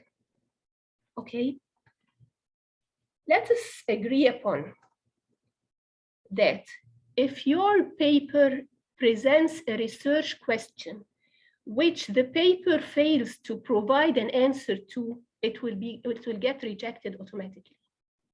Okay, this is the main purpose of this manuscript, is to answer the research question. And also violation of research ethics in any section of the manuscript will get it rejected automatically. Okay. Now let me talk from a perspective of a reviewer. For myself, when I receive a manuscript for reviewing, what I usually do is I quickly go through the title, the abstract, and tables and figures. By this point, I'm almost done with 70% of my decision. So what am I looking for here? I'm looking for those 3 matched together. Is the title really reflecting the content of the manuscript and the research question? Is there aslan a research question or objective that is clear and well defined? Can this method or this methodology answer this question? Is it a right way to answer this question? And can this method produce those findings or no? And again, I'll look at the conclusion. Is this conclusion based on the findings that you mentioned? And does this conclusion answer the research question or no? Okay, so this is how I go through it. First, I go through those 3. And by the way, here I can stress upon the importance of a good abstract. Some people write the manuscript and they write the abstract a couple of hours before submission. They write it in a hurry. Make sure you write a good abstract, fulfilling all the points that need to be fulfilled in 1 or 2 sentences. Okay, after that, I go through the body of the manuscript. For example, talking about the title. We all know that the title should be, and we all learned that the title should be an appealing title, catchy, and so on. Yes, it is. But you should avoid a misleading title or one that is much overrating your work. Okay? Moving to the introduction. Introduction is written to point out the following: the rationale for conducting this study, why the reader would be interested to read this manuscript. And it should point out the research question or the hypothesis and the objectives written clearly and well-defined. Failure to well-define a clear hypothesis or objective in the end of the introduction is a pitfall that should be avoided. Okay. Then we can move to the methodology. Moving to the methodology. Why do we write a methodology? The main thing you should put in mind that you're writing this methodology to convince the reviewer or the reader after that you conducted a robust and careful study. So you must give a thorough description of how the study was designed and carried out. Okay? And here in this point, don't assume that the reader will intuit anything that is not written. For a reviewer, anything that is not written equals it was not done. Okay? So again, we should give a thorough description of how the study was designed and carried out. You should provide key details needed if someone wants to repeat the study. If someone wants to repeat the study in another setting or in another occasion, or even like what Dr. Reem just mentioned, if someone wants to repeat the study to check for the validity of your data. Some journals will ask for the data as well. Okay, will send you, asking you to send them your data. Okay? Okay. So in general, what should we avoid or what would make a deficient methodology? A poorly written methodology. A poorly written methodology is a methodology that would give the reader a hard time to read it or to follow what's written. You will get a poorly written methodology will get the reader to be confused. Sometimes we receive articles or manuscripts that we feel there is something wrong here. Okay, so we should do it in a right way. A well-written method, in contrary, is a methodology written clearly with a correct language that is easily followed. It's clear for the reader and easily followed. On the other hand, here you must remember something. You're writing your methodology to convene or to communicate to others the way you did your work and the findings. You're not writing to impress people with your language skills.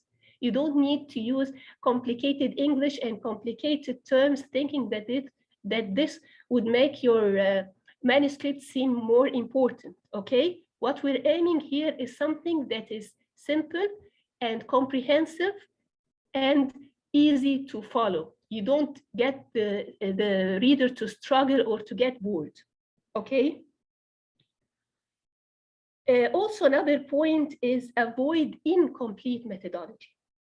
Incomplete methodology here raises the question on how careful you are in conducting your research and may look like you are trying to hide something. You did something wrong or you neglected an important point and you're trying to hide this by an incomplete methodology. Another point you should take care of is that sometimes incomplete methodology indicate that this was a part of a larger project that you are trying to make the most benefit of by making the most number of publications out of this project on no scientific basis. So again, we should avoid a deficient methodology as poorly written or incomplete. Okay. A key to a good methodology is to plan your study so as to avoid the different types of biases. Let's mention some technical and pitfalls in the methodology. First, the study design. If the study design is not well chosen and it is not suitable to answer the research question, the manuscript will automatically be rejected.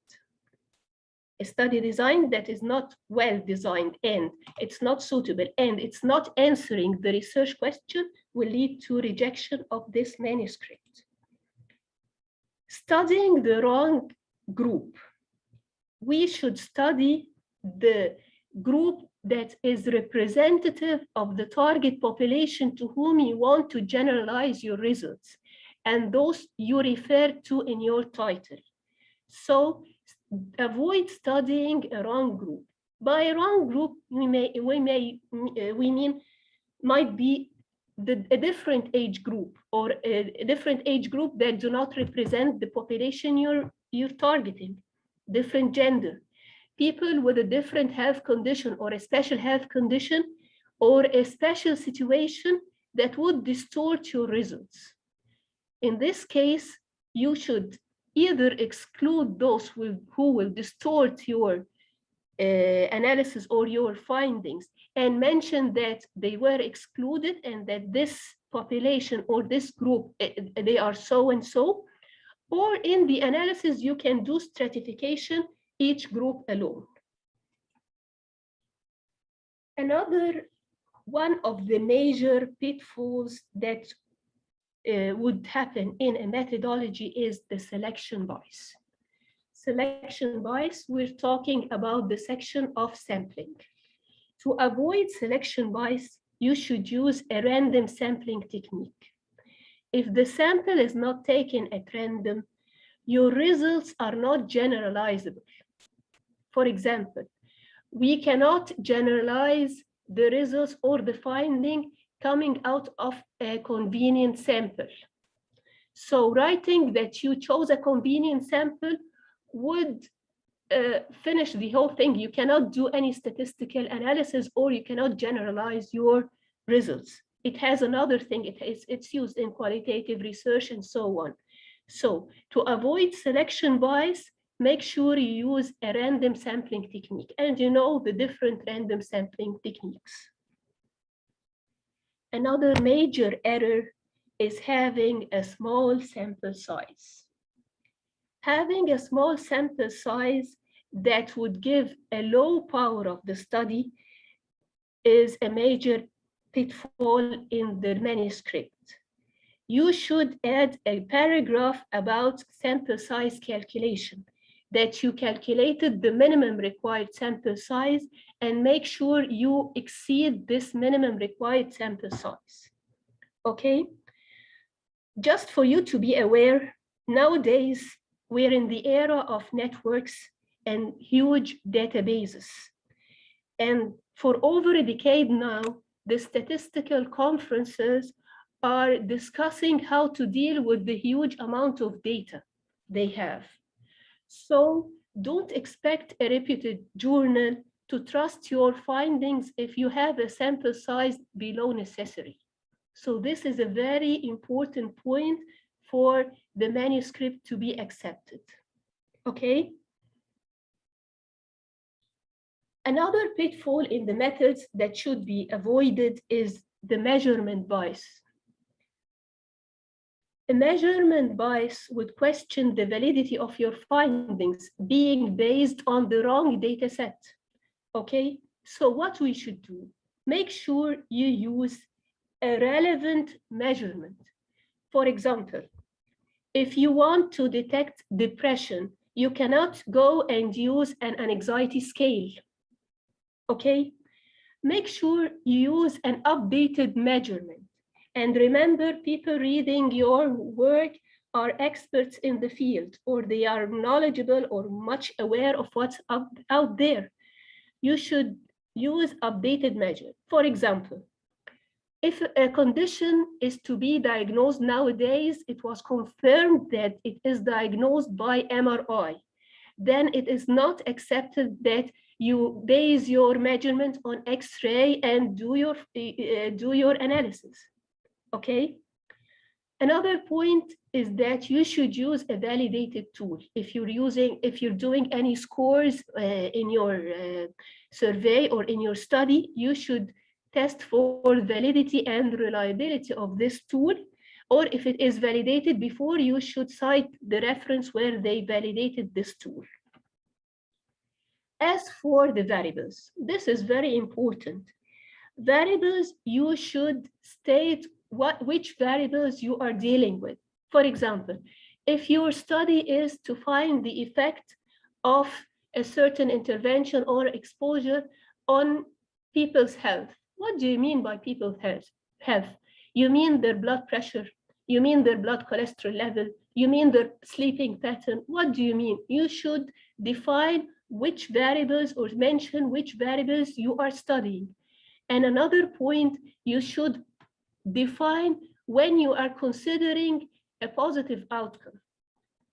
A simple example, if you're talking about anemia, you're getting the hemoglobin, you should tell us when are you considering this patient anemic. He is considered anemic at this point, and she is considered anemic at this point. Okay, this all should be mentioned in your methodology. If you're getting a quantitative variable, you should state the units you're measuring this with. Okay. You should as well avoid performance bias in your data collection. Okay, especially if you're performing an RCT, randomized clinical trial, or a forward study. You will try to control for confounders by randomization. So you have to mention in details how randomization was carried out, whether it was concealed or no, or make sure that you write it was done or not. If you don't mention it or describe how randomization was done, it is considered not done, by the way. Talking about a very important and crucial point is the control or the comparative group. You should mention the control group or the comparative group, how were they selected. Selecting a control group is as much important as selecting a case in case control, for example. Okay, and let me tell you, for example, an example of what we mean by this. For example, if someone tells you that they are trying a medication for flu, okay, or common cold, and that patients taking this, of a patient having common cold, taking this medication, 90% will get cured at the second day, okay? Is this considered a good effect of this medication? It is never considered a good effect unless you compare it with another group who didn't take the medication. They have cold or flu and they didn't take the medication. They might be as well, 90% of them get cured at the second day. So this medication doesn't have any effect. Got it? The presence of the control or a comparative group makes a lot of difference. You cannot mention the words effect, association, or relationship without having a comparative group. Okay. Also, to avoid performance bias, you must make sure that you are treating the two groups equally. That's equal performance. What do I mean? You must make sure that the two groups, for example, in a randomized controlled trial, you must make sure that the two groups only differ as regards the intervention, that they have the same or comparable baseline characteristics. They were treated equally along the research period or the follow-up time. For example, we took the measurement from both groups the same way at the same time, at the same point of time every time, so that the only difference was the intervention. If we find a difference in the outcome, then we can refer this to be due to the intervention. Okay. A follow-up time in data collection, it's important to have a length of your research or follow-up time exceeding the period where the outcome is expected to appear. Okay, so if you have a follow-up time, a short follow-up time, then you might miss the incidence of your outcome of appearing. Okay. A major error in the methodology would be poor statistical analysis. Avoid poor statistical analysis. Avoid statistical analysis that cannot answer the research objectives. Avoid statistical analysis that is not suitable for the available data. And if you're going higher in statistical analysis for modeling, you should avoid violation of assumptions for those models. Okay, moving on to the results section. We expect the results to describe your data in an interesting and informative way that directly relates to the research question. If results are inconclusive or do not answer the research question, your manuscript will be rejected. Okay? How to write good results? Okay? Describe the most important pattern of the data and then refer the readers to the tables and figures to see more details. This is how we write the text of the results. Okay? Avoid describing every value in the data, every bit of the data. This would give you a long, tedious result with too many details that don't point out important ones and distract the reader. Okay? Avoid tables and figures that are not clear enough to read, that are not complete by labels, by good labels, or they have incorrect or inappropriate labels. Okay? Your tables should be informative, correct, and any abbreviations in the table, you should write them as footnotes below the table, and same goes for the figures. And of course, they should have an informative title. Okay? Avoid, of course, using the wrong tests of significance. Poor analysis and using an inappropriate technique make the obtained results questionable. Okay, this is very important. Discrepancy or contradiction in your results. Within the results, we have different values, or for example, p-value greater than 0.05 or 0.01, whatever you set your significant level at, and you describe it as significance and so, or discrepancy between what's in the results and what's in the methodology, or what's in the results and what's in the conclusion, directly would cause rejection of this manuscript. Avoid discrepancy and contradiction in the whole manuscript. Okay. An important point is avoid mistaking statistical significance with clinical significance. Statistical significance merely means that your findings didn't come by chance from this sample. Okay? Clinical significance is something else. People are looking for clinical significance, so you should display the effect size.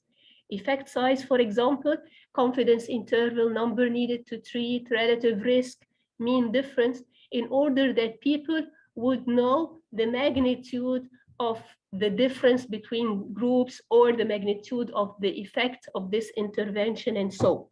So don't forget to display the effect size in your results. Okay.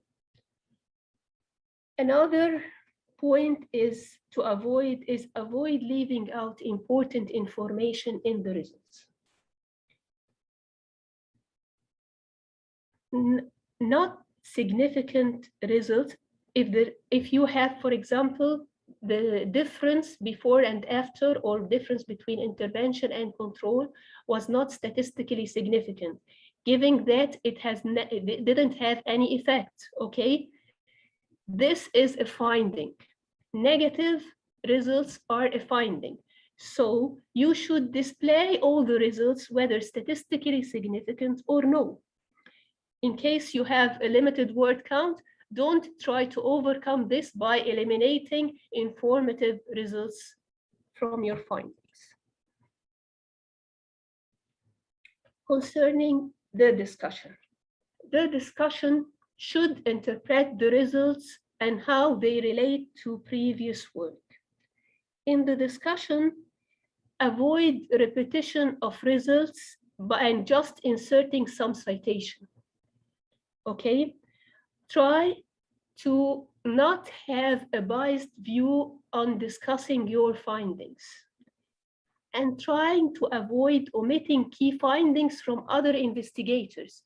If your findings do not go with other findings in other studies, do not try to neglect those. You should write this in the discussion and try to find interpretation for this, okay? And of course, avoid overlooking the limitation of the study. As Dr. Reem just mentioned, you write your limitation of this study.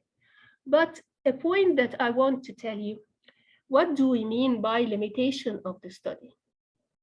Limitation of the study is something unexpected that you find during the field or during collecting your data or whatever. Something that was unexpected that you faced that made you not be able to fulfill one of the points or one of your objectives, okay? Limitation of the study is not something that you neglected in your study plan or you were reluctant to do. What I mean, as an example, is a small sample size.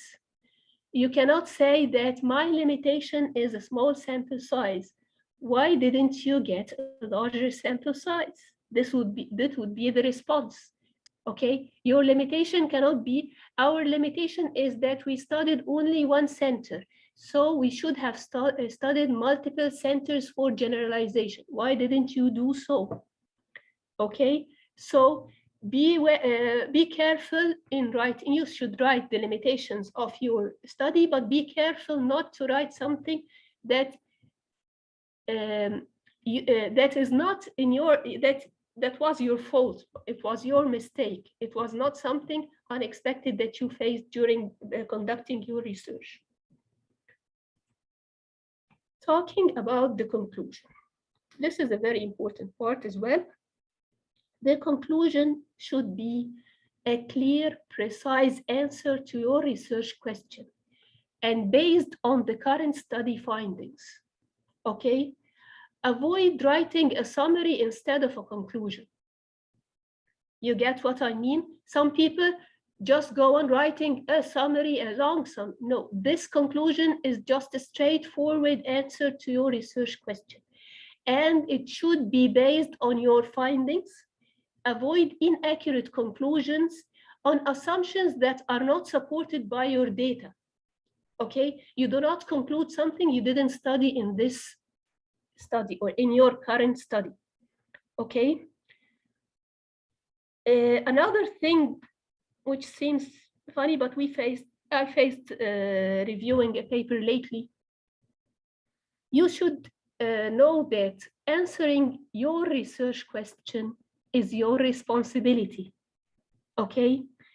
If during your research or your findings, another research question emerged, then you can recommend that another study or another research would be conducted, that this is a point of another research to answer this question that rise during your conducting your research.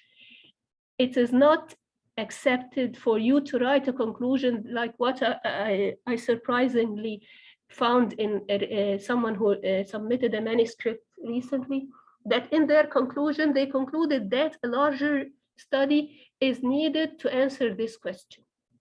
So, okay, we shall wait for this larger study, and your study is useless. It didn't answer any question, and it should be rejected. Got my point? Again, the conclusion is a precise answer to your research question, and it should be based on the current findings of your research. A general advice to us all, let us all remember that the more you read, the better you can write. So go on, read a lot before taking the step of doing a research. and read a lot. Try to thoroughly or comprehensively do the literature review and see what's out there. Another point, if you have a limited word count, then make every word of yours count. In the end, I'd like to thank you all for listening and wish you best of luck, inshallah, in conducting your upcoming and your future research.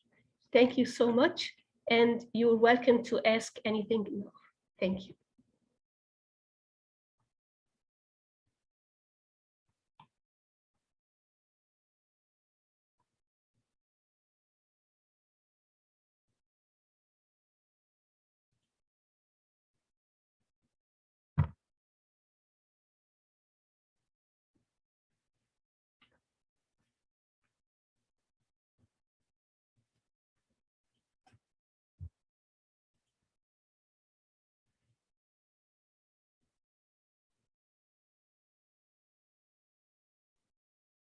If the data is asked by the journals, should I send it to them? I'm asking because of patient privacy information. Yes, you can send it to them, but anonymously.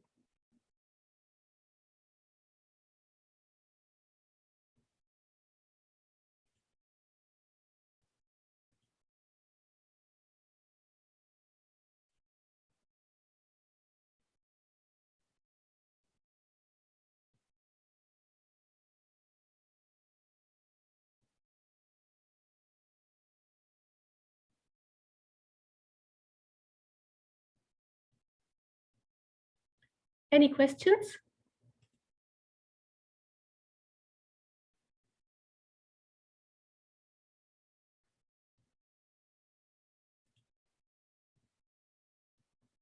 You're most welcome.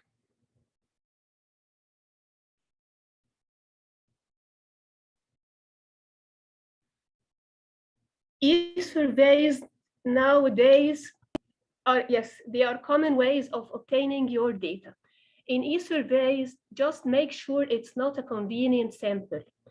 E-surveys, you should get a frame of who you are sending to so that you can calculate the response rate.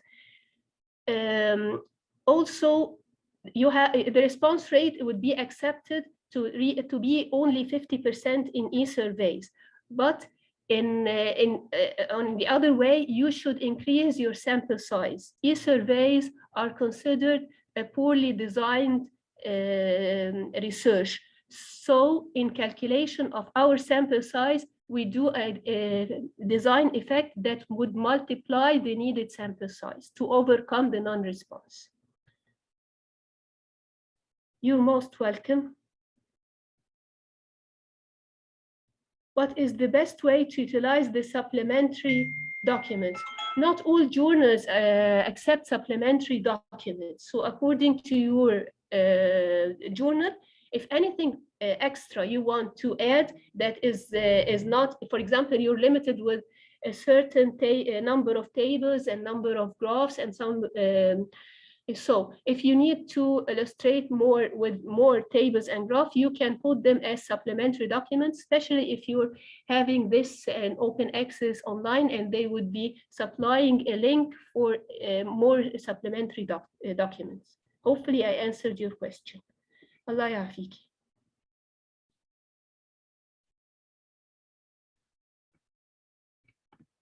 According to the social media, using social media to share survey will prevent generalization? No, if you are sending with social media to certain groups that you know, for example, the groups of students in IAU, you already have their frame and you will calculate the response rate. So still it's not, it is generalizable. You're most welcome, Dr. Murad. You're most welcome, Dr. Sam.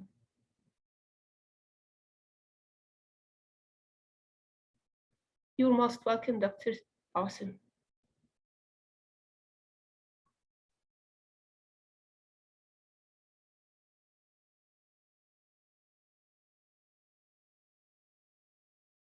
Okay.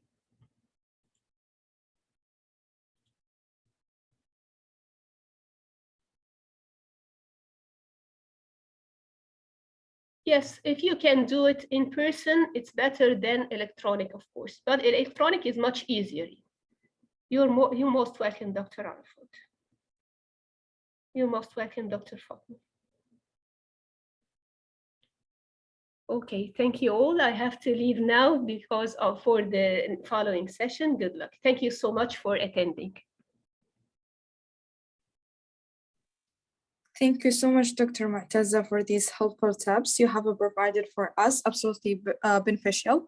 And now, what is better than hearing from a reviewer of at least 50 papers and many international journals? It would be amazing, it is not?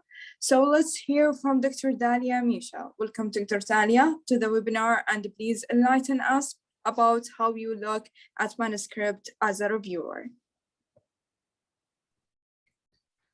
السلام عليكم جميعا. بسم الله والصلاة والسلام على أشرف الأنبياء والمرسلين سيدنا محمد وآله وصحبه وسلم أجمعين. Can you just assure me if this voice is clear before I proceed? Okay, wonderful. Thank you for the assurance. Okay, so thank you first for the invitation. Dr. Khurud Al-Ghamdi is a dear friend that have invited me to this talk, and I'm delighted that I'm here with you tonight. I'll give a little bit introduction about myself since I'm not affiliated to Imam Abdurrahman bin Faisal University. And while I'm doing that, if we can run the first poll so you can know me and I can know you.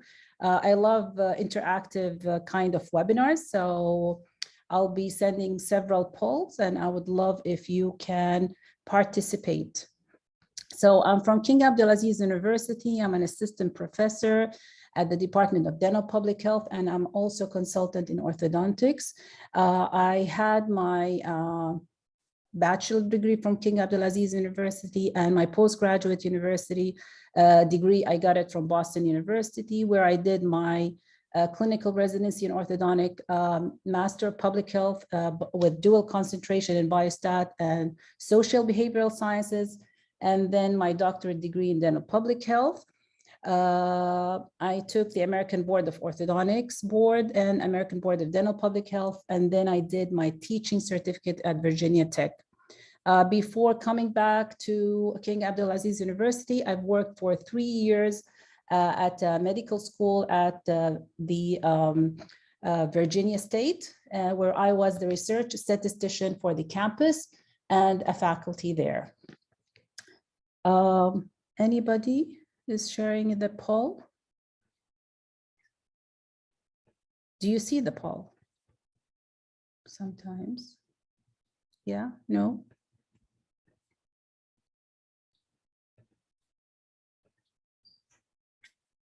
Yes, okay, wonderful. Okay, can you participate in the poll? Okay, wonderful.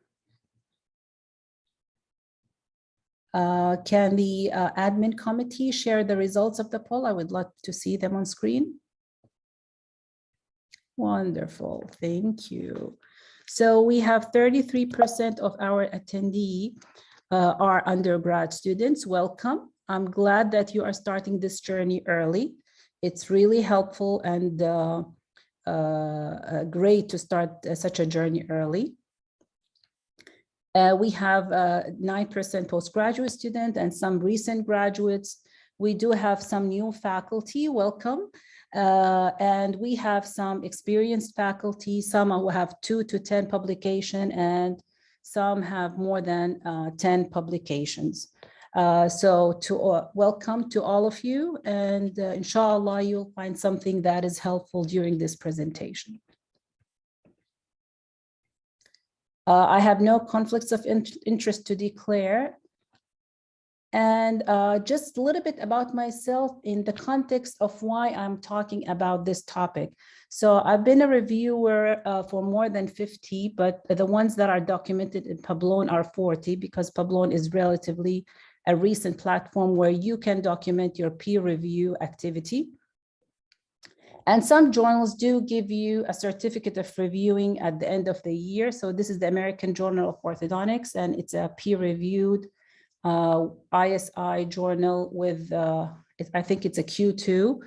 And in dentistry, it's relatively considered from the top peer-reviewed journals. About my, how am I as a reviewer? Am I like one of those strict reviewers, or am I an easy reviewer? I would say, and I would describe myself as always at being in the middle. As you can see here, I have a return to author for major revision, reviewer 1 for minor, and reviewer 2, as always, reviewer 2 is the hard one, have rejected with thanks.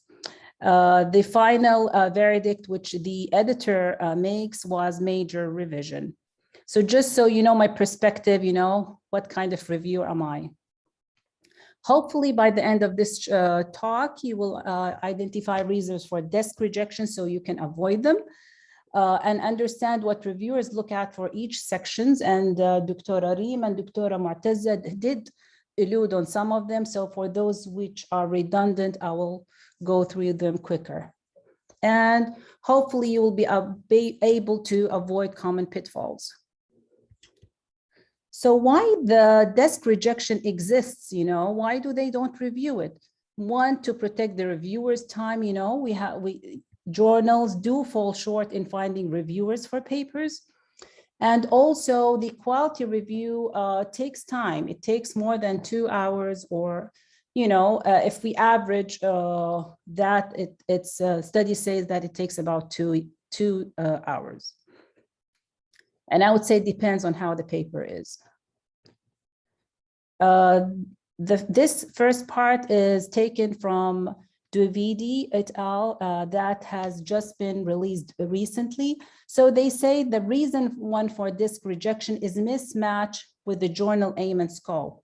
That's why we have, as Dr. Reem have alluded and have explained in detail, that we have to target the journal carefully. That will protect wasting our and the journal time. Is it suitable for the journal readership? Does the study design match the journal interest? And based so what can I do to do that? Reading carefully the aims and scope of the target journal, which Dr. Reem have covered, skimming over recently published paper just to see what are their inclination.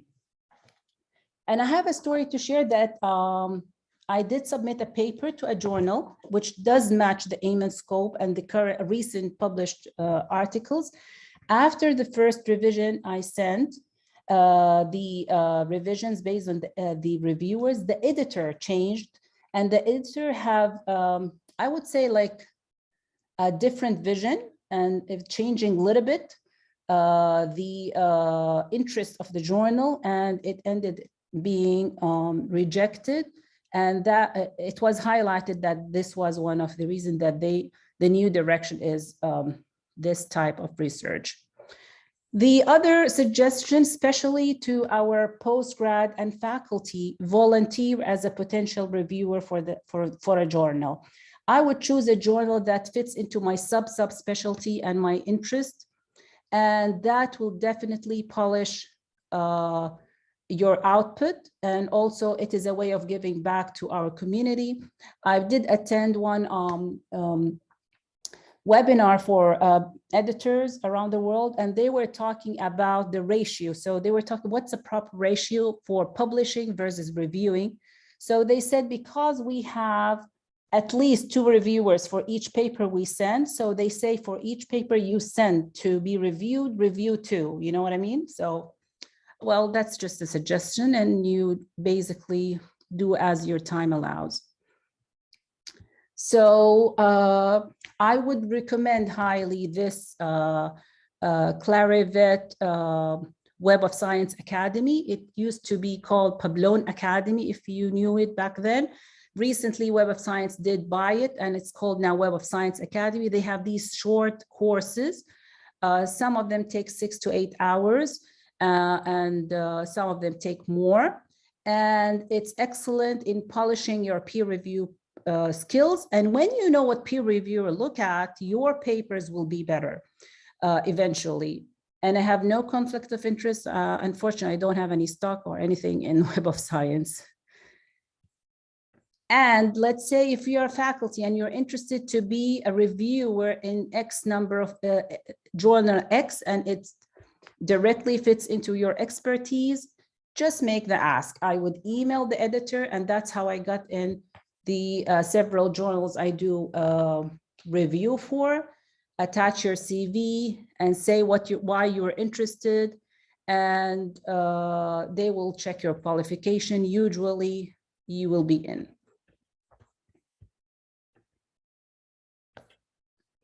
Another way is, once you are a reviewer, is once you submit the review, like in this submission, before submitting, I wouldn't see what reviewer 1 and 2 decided or what did they say.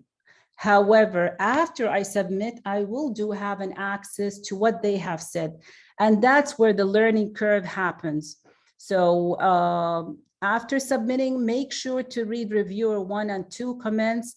And once the editor makes the decision, have a look at it, you will learn how this decision-making process is going, and you will be more aligned with the expert peer reviewers. Okay, let's start with the second poll. So I picked this journal. It's a risk management and healthcare policy. Let's read the scope of it. It's an international peer-reviewed journal, open access, focusing on aspects of public health policy, preventive measures to promote good health and improve morbidity and mortality. The topics are public and community health, policy and law, preventive and predictive healthcare, risk and hazard management, epidemiology, detection and screening, lifestyle and diet modification, vaccination, health safety, healthcare provision, literacy and education, advertising and promotion, and health economic evaluation. So now I will release the poll, or I mean the team will release the poll, and let us know which of those would you desk reject. So there are 2 that do fit the scope and 1 of them that does not. So please participate in the poll. And I'm inflating the results because I did participate. So we'll give it a few seconds before stopping the poll. Okay. Dear admin, can you show us the results, please? Let's see how our editors are going. Wonderful. Okay. So we have an equal proportion of people who would desk reject the first and the third, and 22% would reject the second option. Okay, let's go through them one by one. The first one is an association between subclinical hypothyroidism and sleep quality, a population-based health. So this is a population health, and it's kind of epidemiological, and it's a population-based. And if we look at the aim and scope, it does fit within the aim and scope of this journal. So I would not reject this first option. Let's look at the second one. Unlocking access to novel medicine in China, a review from health system perspective. Again, I know that just the title is hard to, but I'm just doing that for the sake of exercise. And for that, I would say it still falls within the scope of the journal because it is a public health and healthcare system, and they don't mind having reviews. For the third one, a ketogenic diet extends longevity and health span in adult mice. So they are looking if the ketogenic diet does extend longevity and health span, and the population of this study are adult mice. And if we looked at this study, the scope of this journal is mainly population and focused on human. And if you search further the latest issues, you will see that they don't publish animal study. So I hope that this quick example did highlight my point. And thank you for participating. The second reason is lack of novelty and significance. So does your manuscript offer new insight? It has to provide something new. However, I wouldn't suggest saying this is the first study that. Usually this kind of tickle the reviewer or the editor in a not nice way, I would say, and discourage them. Because unless your paper is really, really novel, you know. So in that regard, I would be a little bit, I will use a humble tone and not use the first, but I will highlight the novelty of my study. The third reason is poor preparation, and that includes things that are all very avoidable, I think. We can definitely, whether you're undergraduate or faculty, this is easy to avoid. Lack of adherence to journal guidelines. We need to study the journal guidelines, and Dr. Reem Al-Omar did highlight that. The manuscript presentation has to match the manuscript, the guidelines of the journal.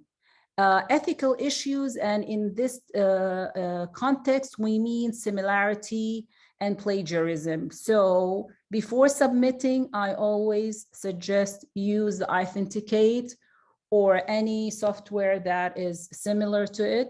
I'm using Authenticate because we have an access to it at King Abdulaziz University, and it is one of the top softwares. So before sending it, just because sometimes, especially when there are multiple authors, things gets messy and you don't know who did what and put which sentence, and you'll be surprised that sometimes you do have a good chunk of paragraphs that are unintentionally or slipped from us. So before sending it, do that. Poor language is another reason, and it's okay. We are in Saudi Arabia. Many of us, English is not their first language. And even those who English is their first language do use professional editing services. I'm not going to suggest any specific ones, but I would say look for native speakers, UK-based, US-based, something like that. I wouldn't advocate use, or somebody who is really competent. So with the few coming slides, I will go through what happens with the reviewing and the reviewer comments. And I hope that our Mona Lisa will not be as the last picture, which says actual publication after addressing. It's nothing like the Mona Lisa. However, we want to celebrate that milestone. So the first advice, I would say, tell a story and a single story. We don't want our manuscript to be like this 365 bedtime stories. Yes, they are lovely kind of books, but not in manuscripts. And I would say, yes, it seems obvious, but you will be surprised how many papers I did review, and the authors could not dice it. And sometimes it's a paper that could be written in 1 or 2 papers, and they have just, you know, lumped it all in one to the extent that it is messy and not clear and not coherent.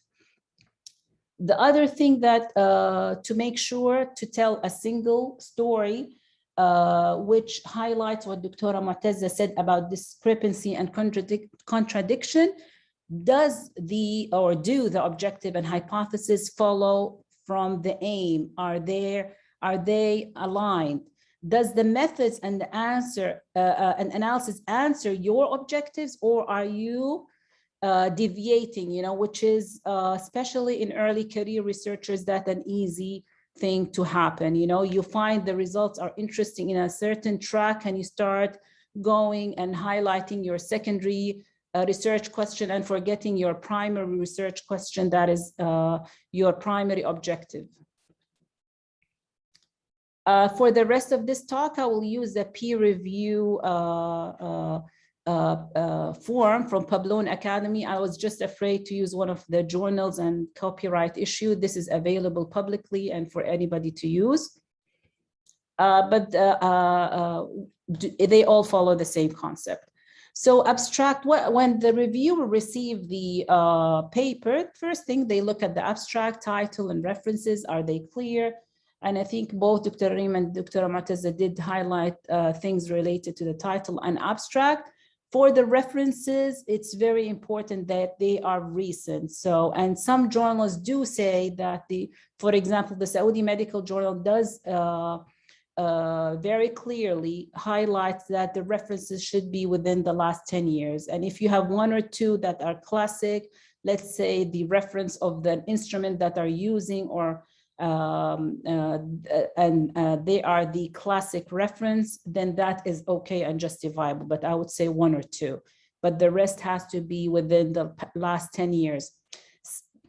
Having said that, that doesn't mean that let's say if I have 30 references, it cannot be like 20 of or 25 of them are from 8 years ago, and then only one or two that are recent. So it has to be really kind of balanced and in a way that is helping your story, but at the same time recent. In the introduction and background, it has to be clear and your research question clearly outlined, and Dr. Mu'tazza did spend a good time on that. For the method section, is the process of subject selection clear? Meaning that if I read their method selection criteria and process, I should be able to replicate it. If it's not clear that I can replicate it, then it's not clear enough. Are the variables defined and measured appropriately? Are the study methods valid and reliable? And is there enough detail to replicate it? Reasons for rejections for the method sections are lack of research rigor, meaning the research was not conducted adequately in terms of design, methods, or analysis. Data presentation, also usually in the peer review process, there is a questions, are the tables and figures over, under, or just right? Okay, so that means in terms of number, their number of figures, total number of figures, and in terms of how they are presented. Recently, just last week, I did review a paper where they had 8 figures, 8 tables. And all the 8 tables, guess what, are descriptives and just ends and percentages. And in the method section, they said they did logistic regression, and there is no trace of it in the results or in the tables. So obviously that's not good. So in the chat, can you tell me 1 + 1 what it is? I know it's late, so I'm okay if you get that wrong. It's 10:07 in a Saturday night. So that's just to get the feeling that you're with me. So I have 2 people with me only. Okay, thank you, thank you, thank you. Okay, I know 1 + 1 seems obvious and like, hey, why are you asking that? You know, no, I'm not discounting your abilities, but however, we all get fatigued when we look at our manuscripts. So this is from one of my papers, the published papers, and it's just to highlight, for example, I have the returned questionnaires are in the green side, it's 417. The ineligible were 37, the incomplete were 4. Then if I add up the ineligible and incomplete and the analyzed questionnaire, it should be equal to the N417. The same thing for the right side. I know it's a simple math, but in many, many occasions, we do miss that and numbers do not add up. The same thing in the tables, numbers and percentages should add up. So if I'm putting percentages based on row percentages or column percentages, then they should add up. For example, years of practice, if I add up the 11.8, 41, 17, 29, they should add up to 100%. And then when I add up the number, they should add up to the N on the top of the table. I know it does seem obvious, but many, many times I find this a problematic in peer review process. Do what you say will do is just a reminder, if you write in the method section that you will do, for example, as in the example that I just said, logistic regression, then do it and show it. Otherwise, if you're not showing it in this paper for reason or another, for example, you are presenting that in another paper and saving it for another paper, then remove it from the method section too. Okay, I hope I was able to highlight that point. In the discussion and the conclusion section, are the results discussed from multiple angles without being over-interpreted, which is a hard balance, and it comes up with experience and with studying and reading good papers. Does the conclusion answer the aim of study? It's funny that sometimes the conclusion is talking about something that was found incidentally and not related to the primary objective of the study. Are the conclusions supported by the references or the results, and are the limitations of the study fatal, or are they opportunities to inform future research? And if you have limitations, it's better that you say it out loud rather than one of the reviewers pick it and say, oh, you have these limitations, and that will be not a nice thing. So at the end, the reviewer should give an overall rating, and based on, was the study design appropriate to answer the aim? What did the study add to what we know? Are there any major flaws? And is it consistent within itself? I did review once an article that was, okay, the study design was good. However, I think it was a paper for either a postgrad thesis or an undergrad. So it was like half systematic review and half of it was a research paper. So the recommendation was simple as divide them. This should be two separate papers. It cannot be a review and something, you know, the systematic review on its own is a paper, and the other one is the original study is another paper. At the end, usually they ask us as a reviewer, what is that, to rate each of those out of 5 usually, appropriateness of the topic for the journal. And this is usually, if you do your job and choose the journal that matches your aim and scope of your paper, you should be good. The importance of the research or topic, that's why if you are an undergrad and just starting your research, make sure you are working on a research topic that is kind of, I would say, still relevant to the moment. Okay, it doesn't to be a hot topic and just COVID, no, but it should be relevant to the moment, that there are things that are interesting to explore. Substantive contribution, methodological soundness, quality, clarity of writing, and clinical interest if it's a clinical journal, and interest for academicians. And usually the editor will weigh in the issue that there are things that are suitable for clinicians and others for academicians. The decision will be between reject, return for major, minor, and accept. And to me, I've never had an accept from the first round, but I'm always happy to get major or minor. And I don't mind having rejection if I will have some peer review comments. How to avoid pitfalls? There are a lot of tools and things and tips, and for the sake of the time, I'll just share a few of them. One of them is the equator. They have a lot of reporting guidelines, and if you follow this decision tree, it will tell you. So if you're doing, let's say, a survey, then probably you will use a strobe, and if you're doing something for diagnostics test, then you will use a STARD. And all of this will help that your paper does not lack one important element. In the chat box, can you tell me, if you are a reviewer, which of those sections could knock you out of the journal? Which one, if it's poor, would knock you out? Do you think the title, abstract, introduction, methods, or results?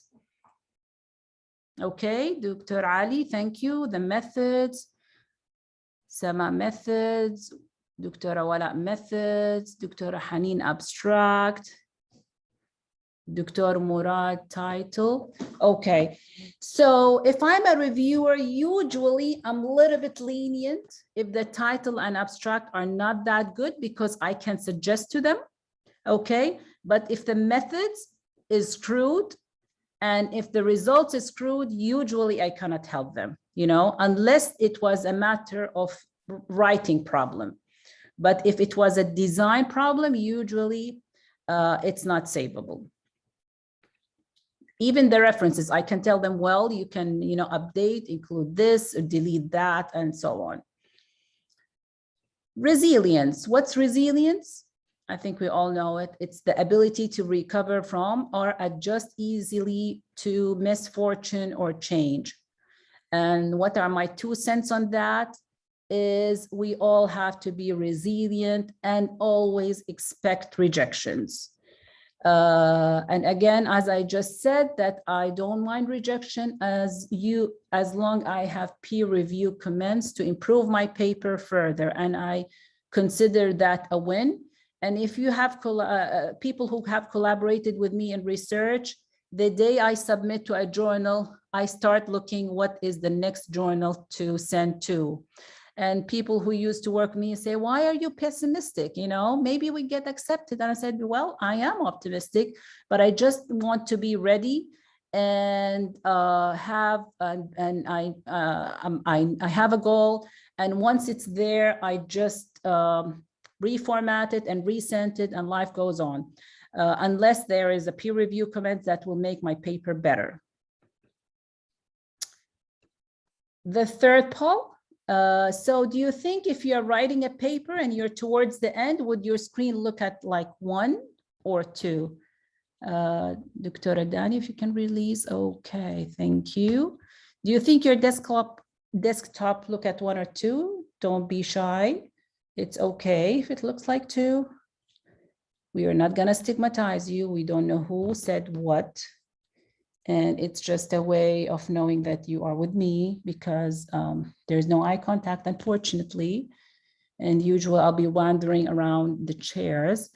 Can we share the results, please?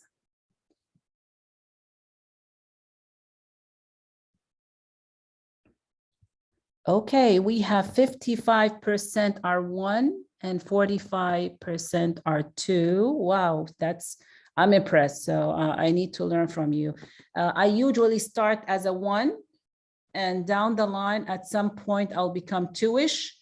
And then when I wrap up a project, then I go and collect myself and go to a 1 and life goes on.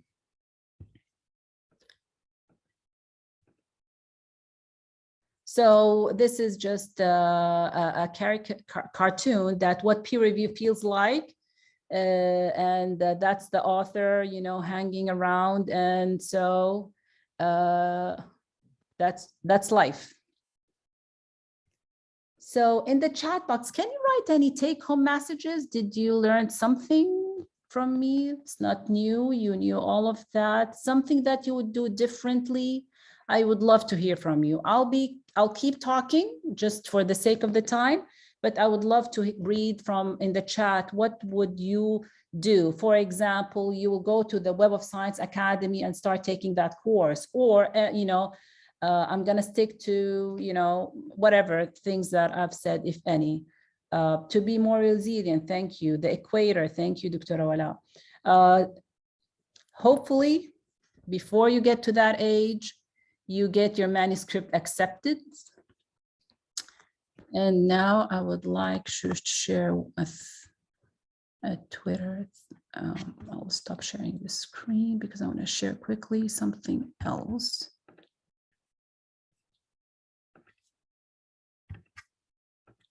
Something I would say funny.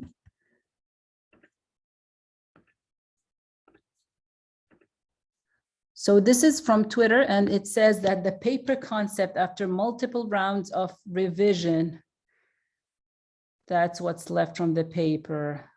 If you can see the video, I thought it's a funny acronym.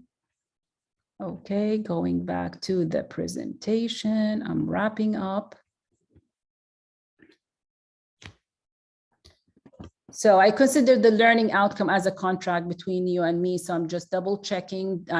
Are you able now to identify reason for desk rejection to avoid them? Do you understand and know what do reviewers look at for each section of the manuscript? And hopefully you had tips from here and there, not only from me, from Dr. Reem and Dr. Marteza, to avoid common pitfalls. These are more contacts, my email, Twitter, and LinkedIn account. I would like to thank Dr. Khulud again for the invitation.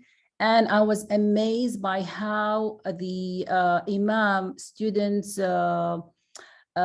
professionalism, communication skills. I was firsthand with Dr. Dana Rasis, and I applaud her. And if all your students are like that, then I might think moving to there. They were amazing. So thank you. I'm sure Dr. Dana has a team, so thank to all of the team. And now I would love to take any questions, if any, and if the time allows, because I know that Dr. Khulud is next. I hope that you have enjoyed the talk, and I hope let Dr. Khulud know that should she regret or not the decision of inviting me. Thank you again. I will now read the questions. Okay, thank you for the take-home messages. Okay, so what would you do if you found that the references were not aligned appropriately with the cited text? What if you even, the reference info was not even concluded from the cited paper? I would highlight that. That's one of the things that I look at. That's why I only review paper that do fall within my interests and my expertise. If it's something that's not within the things that I read and know good about, and usually I do a quick PubMed before reading the paper, also to acquaint myself with the new things. And I do highlight that in the review process. Can undergraduate student be peer reviewers, or do they have a major in a specific after graduation? To be honest, I don't know the answer to that, Dr. Ali, but you don't have to have a specific discipline, because after graduation, you can, let's say you published a paper and you took the Publon or the Web of Science Academy, you can send that as a proof. And I think editors will consider you. And what they do usually when you are new, they will put you as the third or the fourth reviewer to test the water with you, and then they will decide whether to get you in or not. Okay, I hope so. But I would say I learned through life, and I don't want to bug you with the different stories, that I always make the ask. Thank you. Thanks a lot for the lovely comments. And thank you for staying up till this moment. And have a great evening, and enjoy Dr. Khulud's talk. Don't miss it. It's an important thing, an important topic, and see you inshallah in other webinars. And I'm not that active on Twitter, but if I have a webinar or something, I will post it in Twitter. But so you will see that rarely I will retweet, and it's huge. So if you wish, I invite you to follow my Twitter account. Thank you, and I will stop sharing. Wow, thank you, Dr. Dalia, for letting us hear from our viewers' point of view and your kind words, absolutely. And for last, but absolutely not the least, Dr. Khulud Al-Ghamdi will give us a short talk about IAU Research Clinic and authorships under the title of Ghost, and Gift Authorship and Research. Welcome, Dr. Khulud Al-Ghamdi. السلام عليكم ورحمة الله وبركاته. تسمعوني كويس؟ بسم الله والحمد لله والصلاة والسلام على أشرف الأنبياء نبينا وحبيبنا محمد وعلى آله وصحبه وسلم. Thank you very much, Dr. Dalia. I personally enjoyed the talk, and yes, no regrets, definitely. بالعكس يسعدنا دائما دعوتك. Thank you, Dr. معتزة. شكرا, Dr. ريم. Thank you, وحدة الخريجين في كلية الطب. شكرا, Prof. عبد الرحمن العنزي, for such an initiative. I know you open the door for your students and they excel. شكرا يا دانا, شكرا يا سارة. Okay, bear with me معليش. التوك حقتي hopefully not very long. وخفيفة إن شاء الله تكون وتنبسطون فيها بإذن الله تعالى. أنا خلود الغامدي، درست الطب في جامعة الإمام عبد الرحمن بن فيصل، ودرست الماجستير في النيوروفسيولوجي أيضا في جامعة الإمام عبد الرحمن بن فيصل، ودرست الدكتوراه في علم الإعصاب في جامعة غلاسكو، ودرست الدكتوراه في علم الإعصاب في جامعة غلاسكو في المملكة المتحدة، والحين I'm the Vice Dean of Higher Studies and Scientific Research في كلية الطب. يسعدني أخدم وأساعد my colleagues in from such a position. طيب any idea في الشات لو تعرفون this lady ولا ما تعرفون this lady؟ مليفا. Any idea who's this lady؟ ماري كيري. أحسنت وليد، almost there. لا هذه مليفا. No. طيب دانا بعد إذنك باخذ يمكن 15 to 20 minutes. Apologize from the attendees. ما شاء الله يا نجلة، أحسنتي يا نجلة. هذه زوجة أينشتاين. أوكي ليش أنا جبت سيرتها؟ التوك حقي guest and ghost authorship صح؟ إذا مليفا تعرفون هذا طبعا زي ما قالت نجلة. This is Einstein, Albert Einstein, the physicist. وبرضه مليفا she was a physicist. شو السالفة؟ Why are they together or why are they at the start of my talk? 2012 MIT Technology Reviews, it was published that the question was raised, did Einstein's first wife secretly co-author his 1905 relativity paper? And most probably yes. So various historians have concluded that Einstein's first wife, Meriva, may have secretly contributed to his work. Now a new analysis seeks to settle the matter. In the late 1980s, American physicist Harris published an article in Physics Today suggesting what in Einstein's first wife, was an unacknowledged co-author of his 1905 paper on special relativity. طيب يعني إذا unacknowledged co-author يعني احتمال كبير إنها she might be a ghost author. طيب إذا this is an online site. 75% of people polled believe that Einstein's wife contributed to his work of 1905 for which he won a Nobel Prize in Physics in 1922. Okay, well done يا لجلة.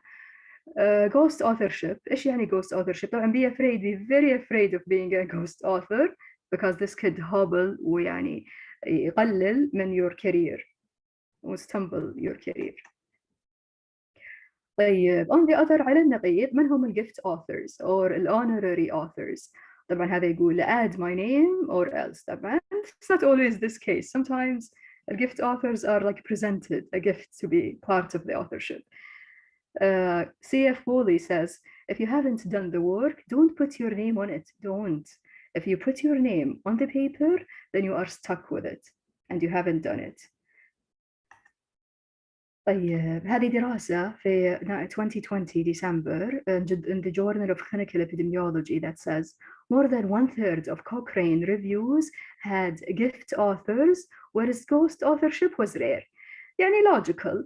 No one wants to do something and his name is not there unless there is a hidden يعني purpose or a hidden agenda. الغالبية unfortunately طبعا يبون الجفت ما حد يقول لا صح؟ طيب إذا this is a study and this is what the study showed. Prevalence of gift and ghost authorship in Cochrane reviews. طبعا الدراسة invited 1226 authors, 50% response rate تقريبا. طلعوا 41% مروا بالgift authorship and 2% were ghost authors. Okay. طيب I can't see your faces unfortunately. I hope you're surprised. I hope. طيب ما هو تعريف الauthorship؟ تعريف عادي من الجوجل لما كتبنا authorship إيش يطلع؟ It is the profession of writing. Also, the identity of the writer as the creator of a literary production. This is huge. He should be very much responsible for what he or she wrote. طيب ليش authorship are very attractive? What is behind the attractiveness of authorship? Authorship is attractive as it helps in professional growth. الطلبة يبغون ينشرون علشان ينقبلون. الدكاترة في الأكاديمية يبغون it's either publish or perish. You have to publish in order for you to be an associate, in order for you to be a professor. إذن professional growth and leads to respect from the peers. It also makes people susceptible to potential malpractices to get authorship. أي شيء attractive له أيضا بعد آخر. authorship comes with important responsibilities. It's again صح إنجاز. كل إنجاز أو كل مكان معين يوصلها الإنسان في responsibilities مهمة. Honesty, transparency, ensuring originality of the work. It's all on the person himself, on the author اللي وافق إنه يكون author مجموعة من الauthors واسمه ينحط على هذا العمل. طيب it's a تكليف يعني.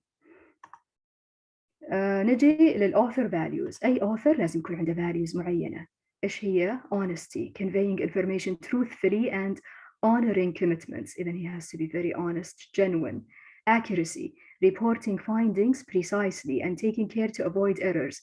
في كثير articles انسحبت.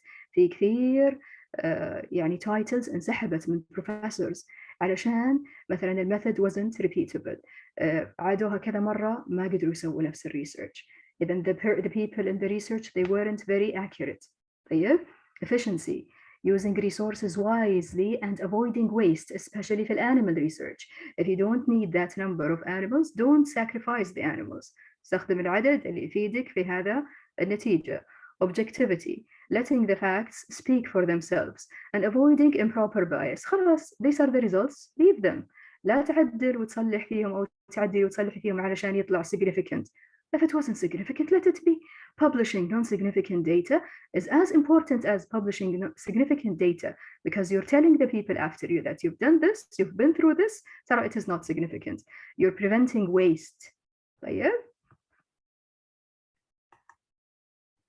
Authorship dispute. دائما في مشاكل في authorship unfortunately. في dispute unless اللي أوله شرط آخره نور. Authorship disputes يا إما me first أنا أول شيء. me equally ترى أنا وأنت نفس الشيء or me too تراني معكم بس أنا guest. طيب هذا ال guest authors. Not me تراني سويت شغل كثير بس أنا ما أبغى أكون معكم لأسباب. طيب ويركضون يعني معلش أنا حطيت هذه الصورة يعني for a reason. طيب أوكي. إيش المسكوندكتس عادة اللي تصير؟ أنا بتكلم عن أول اثنين وفي باقي كثير مسكوندكتس unfortunately. طبعاً الhonorary أو الgift authorship. الجوست or a professional author خلاص هو professional في التيم لازم نحطه.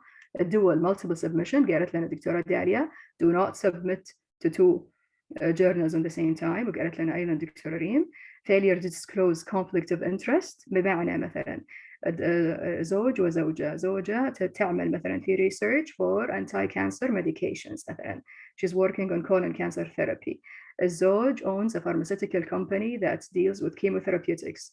They shouldn't work together because they have to يعني يصرحون إن هناك conflict of interest. طيب السلامي slicing or سلامي publication هذه تنشاف أحياناً يكون في داتا معينة عدد معين من sample size يقسمونها they slice it a lot إلين ما تصير diluted ويقسمونها في كذا article ما يصلح تضيع هيبة الارتكل. unless مثل ما قالت دكتورة داليا أحياناً أصلاً الميثود مختلفة هذيك journal article وهذيك review. redundant duplicate publications زي ما قالت لكم دكتورة داليا إذا أنتم newcomers in this field حاولوا تسوون شيء فيه gap of knowledge. ما قلت لكم fancy مرة بس at least there is a gap of knowledge في كثير في أشياء كثيرة ما نعرفها في الحياة. طيب أوكي. من هي المنظمات التي تعنى بهذه regulations؟ عندنا associations concerned with authorship regulations بتكلم لكم عن اثنين. The most common or famous International Committee of Medical Journal Editors. International Committee of Medical Journal Editors والCOPE اللي هي Committee on Publication Ethics والاسم حلو يعني COPE you need to cope with such ethics. وفي other organizations. The most famous اللي هي ICMJE. إيش هذه؟ The ICMJE is a small working group of general medical journal editors whose participants meet annually يجتمعون كل سنة and fund their own work on the recommendations يقوموا يطلعون recommendations معينة for the conduct و reporting و editing و publication of scholarity work عادة في medical journals. current members of the ICMJE journals مرة مهمة، من ضمنها Annals of International Medicine والBritish Medical Journal والJAMA والNew England Journal of Medicine والWorld Association of Medical Editors. إذن هذه المنظمة وضعت recommendations معينة. ما هي هذه recommendations؟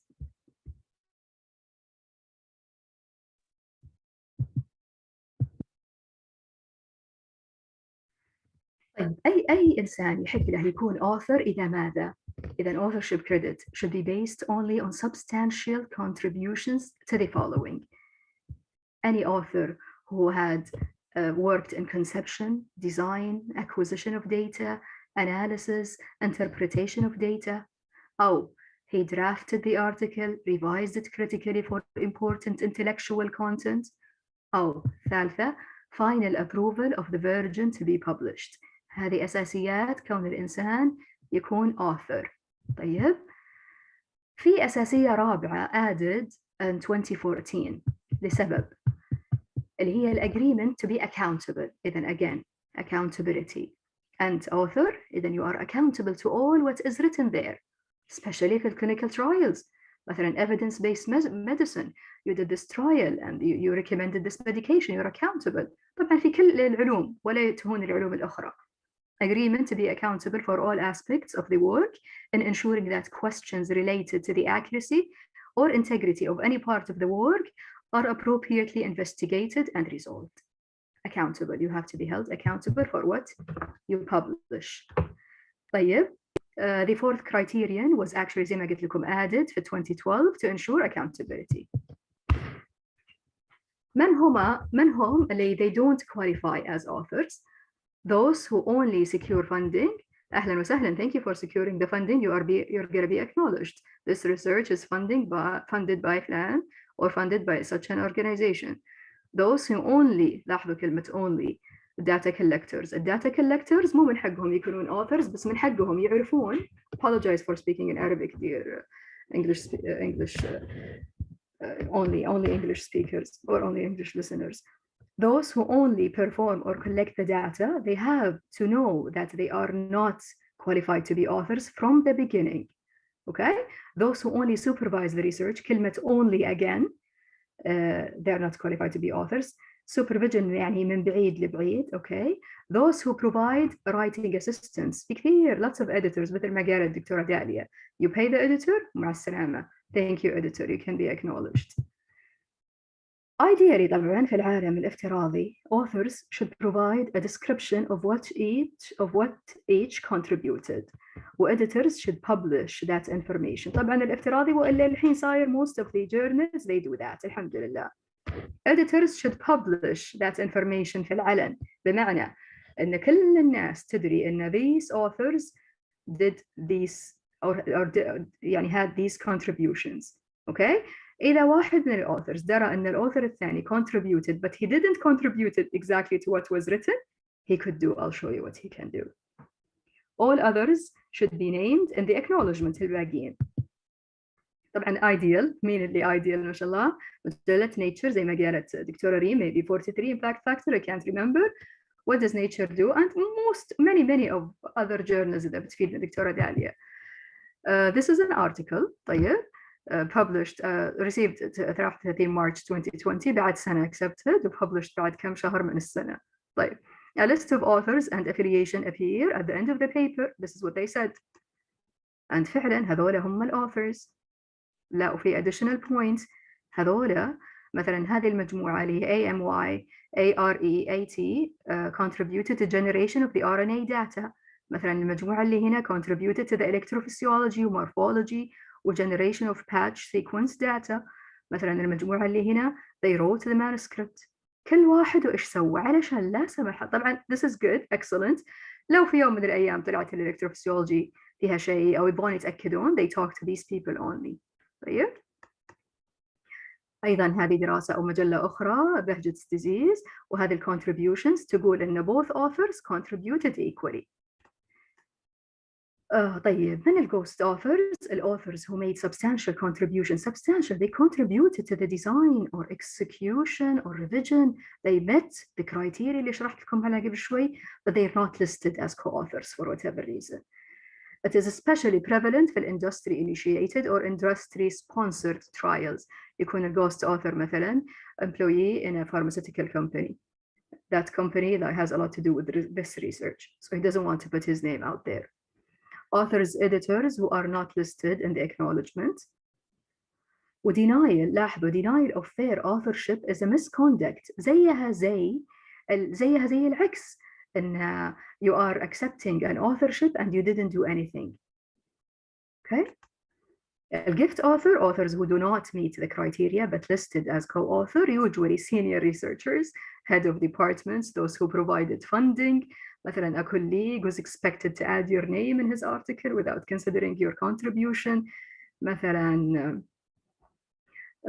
اللي هي gift authorship where researchers are added as co-authors without contributing much or any work to the paper is the most common type of research fraud في أمريكا, according to a new study published في الجورنال, اسم الجورنال لاحظوا, Journal of Accountability and Research. طيب إيش many phases of gift authorship? مثلا some researchers think that adding famous scholars to the author list of their manuscript will increase their chances of being published. طيب خلوه يقرأ, خلوه يراجع شيء علشان تكونون في السيف سايد. Avoided people طبعا. طيب أو إن there is also honorary authorship where senior researchers are named as authors because their status within the institution, هذه واحدة, or where the research took place or because they helped to obtain funding. طيب honorary authorship is usually given within the knowledge and approval طبعا of the recipient. الثالثة, in another case, a gift authorship, two scholars mutually agree to add one another to their author list to boost each other's publication. It's okay, but at least do something, work a bit. أحيانا يكونون from different backgrounds, different fields. Finally, مثلا another example is when researchers, finally من هذا الجزء بس, bear with me كمان شوي. Another example is when researchers feel they owe authorship to a current or previous colleague. أنا درستكم. No. أنا درستك. I was your mentor. I did you a favor. Now you owe me. حط اسمي. وإذا شافه من بعيد وما حط اسمه يعني مشكلة. طب هذا survey سووه يبغون يعرفون كيف معرفة الناس بالICMJ authorship guidelines. سألوا مجموعة من الناس, are you aware of the ICMJ authorship guidelines? أنا أسألكم الحين, الحمد لله أنتم بتقولون yes, أنتم من مجموعة yes. 56% said yes. طب are you aware of the general issue of honorary authorship? 70% قالوا نعم نعلم. Someone suggested the inclusion of an honorary author in the previous manuscript. هل في أحد suggested لكم؟ 25% قالوا نعم. A senior member of the department, including a section chief or department head, is automatically listed as a co-author. هل 12% قالوا نعم. هي cultural هذه النقطة. طيب if so, إذا أنتم يلي 12% قلتم yes, did you feel that this was justified? المشكلة قالوا نعم. 67 قالوا yes, this is justified, he should be our guest author. المنظمة الثانية سريعا اللي هي الكوب. إيش هذه المنظمة تعنى؟ تقول المنظمة هذه باختصار أن الانستيتيوشن has a lot to do and they have to help in this matter. Journals also need to work with institutions when dispute arise between researchers. As with research misconduct, ترى journals not in a position to investigate or resolve such disputes, لكن يرجعون يكلمون الانستيتيوشن. بمعنى إذا أحد علم على أحد في الجورنال, تقوم الجورنال تكلم الانستيتيوشن تقول لها تعاملي ويعني شوفي لنا, tell us what's happening. Institutions should respond promptly and they should take this very seriously. أحيانا يصير في third party lawyer, which أحيانا it affects the reputation of the scholar, and sometimes even it affects him being promoted from assistant to associate and associate to professor. They take this very seriously. طيب, I have a fake author on my paper, what should I do? طيب, في Pinocchios يعني موجودين. What should we do? الكوب flow chart تقول إن clarify إذا في يعني corresponding author request removal. You can request a removal of an author. Clarify reason for change in authorship. Check that all authors consent to remove the author هذا, including the author هذا اللي he wants to be or she wants to be. or they want him to be removed. طبعا all authors agrees خلاص amend the author list and contributor details or proceed with publication وكان الله يحب المحسنين. Authors do not agree لا والله suspend review publication of the paper until the authorship has been agreed وتأثر على الجميع. زين؟ طيب, how to avoid inappropriate authorship? Couple of slides in that regard. Authors by self-regulation can comply with definitions of authorship. Self-regulation يا جماعة, أنت professor, أنت scholar, you should regulate yourself. You didn't regulate yourself? A journal can outline the requirements for authorship and require a list of author contributions. إذا شكت الانستيتيوشن طبعا can educate. This is what we're doing. إحنا ما نبغى نوصل لهذه المرحلة. We want to educate you people in that regard. أبشر يا حسن, بس أخلص وأرد عليك. طيب, هذا مثال على a good letter to the editor. قالوا إن the design and conduct of the work was performed by all authors. The manuscript has been written or read approved by all authors. هذا مثال على المشاكل. من ضمن المشاكل إن في missing from the list مثلا of contributor. ما قالوا مين اللي سوى data collection مثلا. هذا مثال على, أنتم قولوا لي هنا مثلا في 28 sample size وهذول إيش كثرهم they published على 28 sample size. بس هذا فما أعرف أنتم ما we don't want to say anything, بس يعني I don't want to say anything. هذول بس هذول المجموعة والsample size كان 828,000. يمكن هنا في ghost authors, يمكن هنا في guest authors, I don't know. هذا مثلا الauthor عنده ما شاء الله 1521. ما أعرف if it's true, الله يوفقه, or he might be a guest author, I don't know. طيب, finally I'll leave you with this slide, a take home message إن ترى الauthorship practice to avoid conflicts. إيش تسوون? Implementing the following suggestions may help avoid potential authorship disputes. Be prepared, establish written authorship agreement with all members. صح؟ من البداية, من اللي بيسوي ماذا وأنت بتكون first ولا second before even starting the project. في ناس before المانuscript, لا, وفي ناس قبل البروجكت. Document contribution, document everything. Authors should list their substantial contribution to the design of the study. كل حاجة in details. Be consistent. إذا قلت بتسوي هذا الشيء سويه. Have clearly written expectations for authorship. Communicate. تكلموا, تفاهموا. إذا صار جديد, جاء واحد يبغى ينضاف معاكم, تفاهموا مع بعض. وخذوا يعني green light from each other. Approve the manuscript. طبعا كلنا نعرف أن all authors should review the manuscript and approve the final version. Finally, just remember, you are building a name, a reputation, and a career. Build this wisely and genuinely, and I wish you all the best. وشكرا جزيلا organizers. طولت عليكم, تصبحون على خير. 10:45. Thank you very much. I just wanted to add something briefly that we are in the Vice Deanship of Higher Studies for Research Unit بقيادة الدكتورة غادة اليوسف وأمال الغامدي, وأيضا انضم لنا الدكتور عبد الله يوسف رئيس قسم الأطفال, وانضمت لنا الدكتورة دانا الجعفري من النيورولوجي. We have this tiny clinic that we meet people once a week to help them in minor things regarding their publication. So all the best and take care. شكرا جزيلا. السلام عليكم ورحمة الله وبركاته. I would love to conclude with thanking our speakers, Dr. Reem, Dr. Marteza, Dr. Dalia, and Dr. Khulud, for their time and efforts in delivering important advice for common pitfalls any of us can make. It was really a pleasure learning from your tremendous experience. And we'd also like to thank all the attendees for listening. We hope this webinar will add something to your valuable work in the future. Please fill the survey that will be shown after the end of this webinar. It will also be sent for you tomorrow to your emails. And through this, we can send you your certificates and the material as well. And I hope you have a good night. Thank you.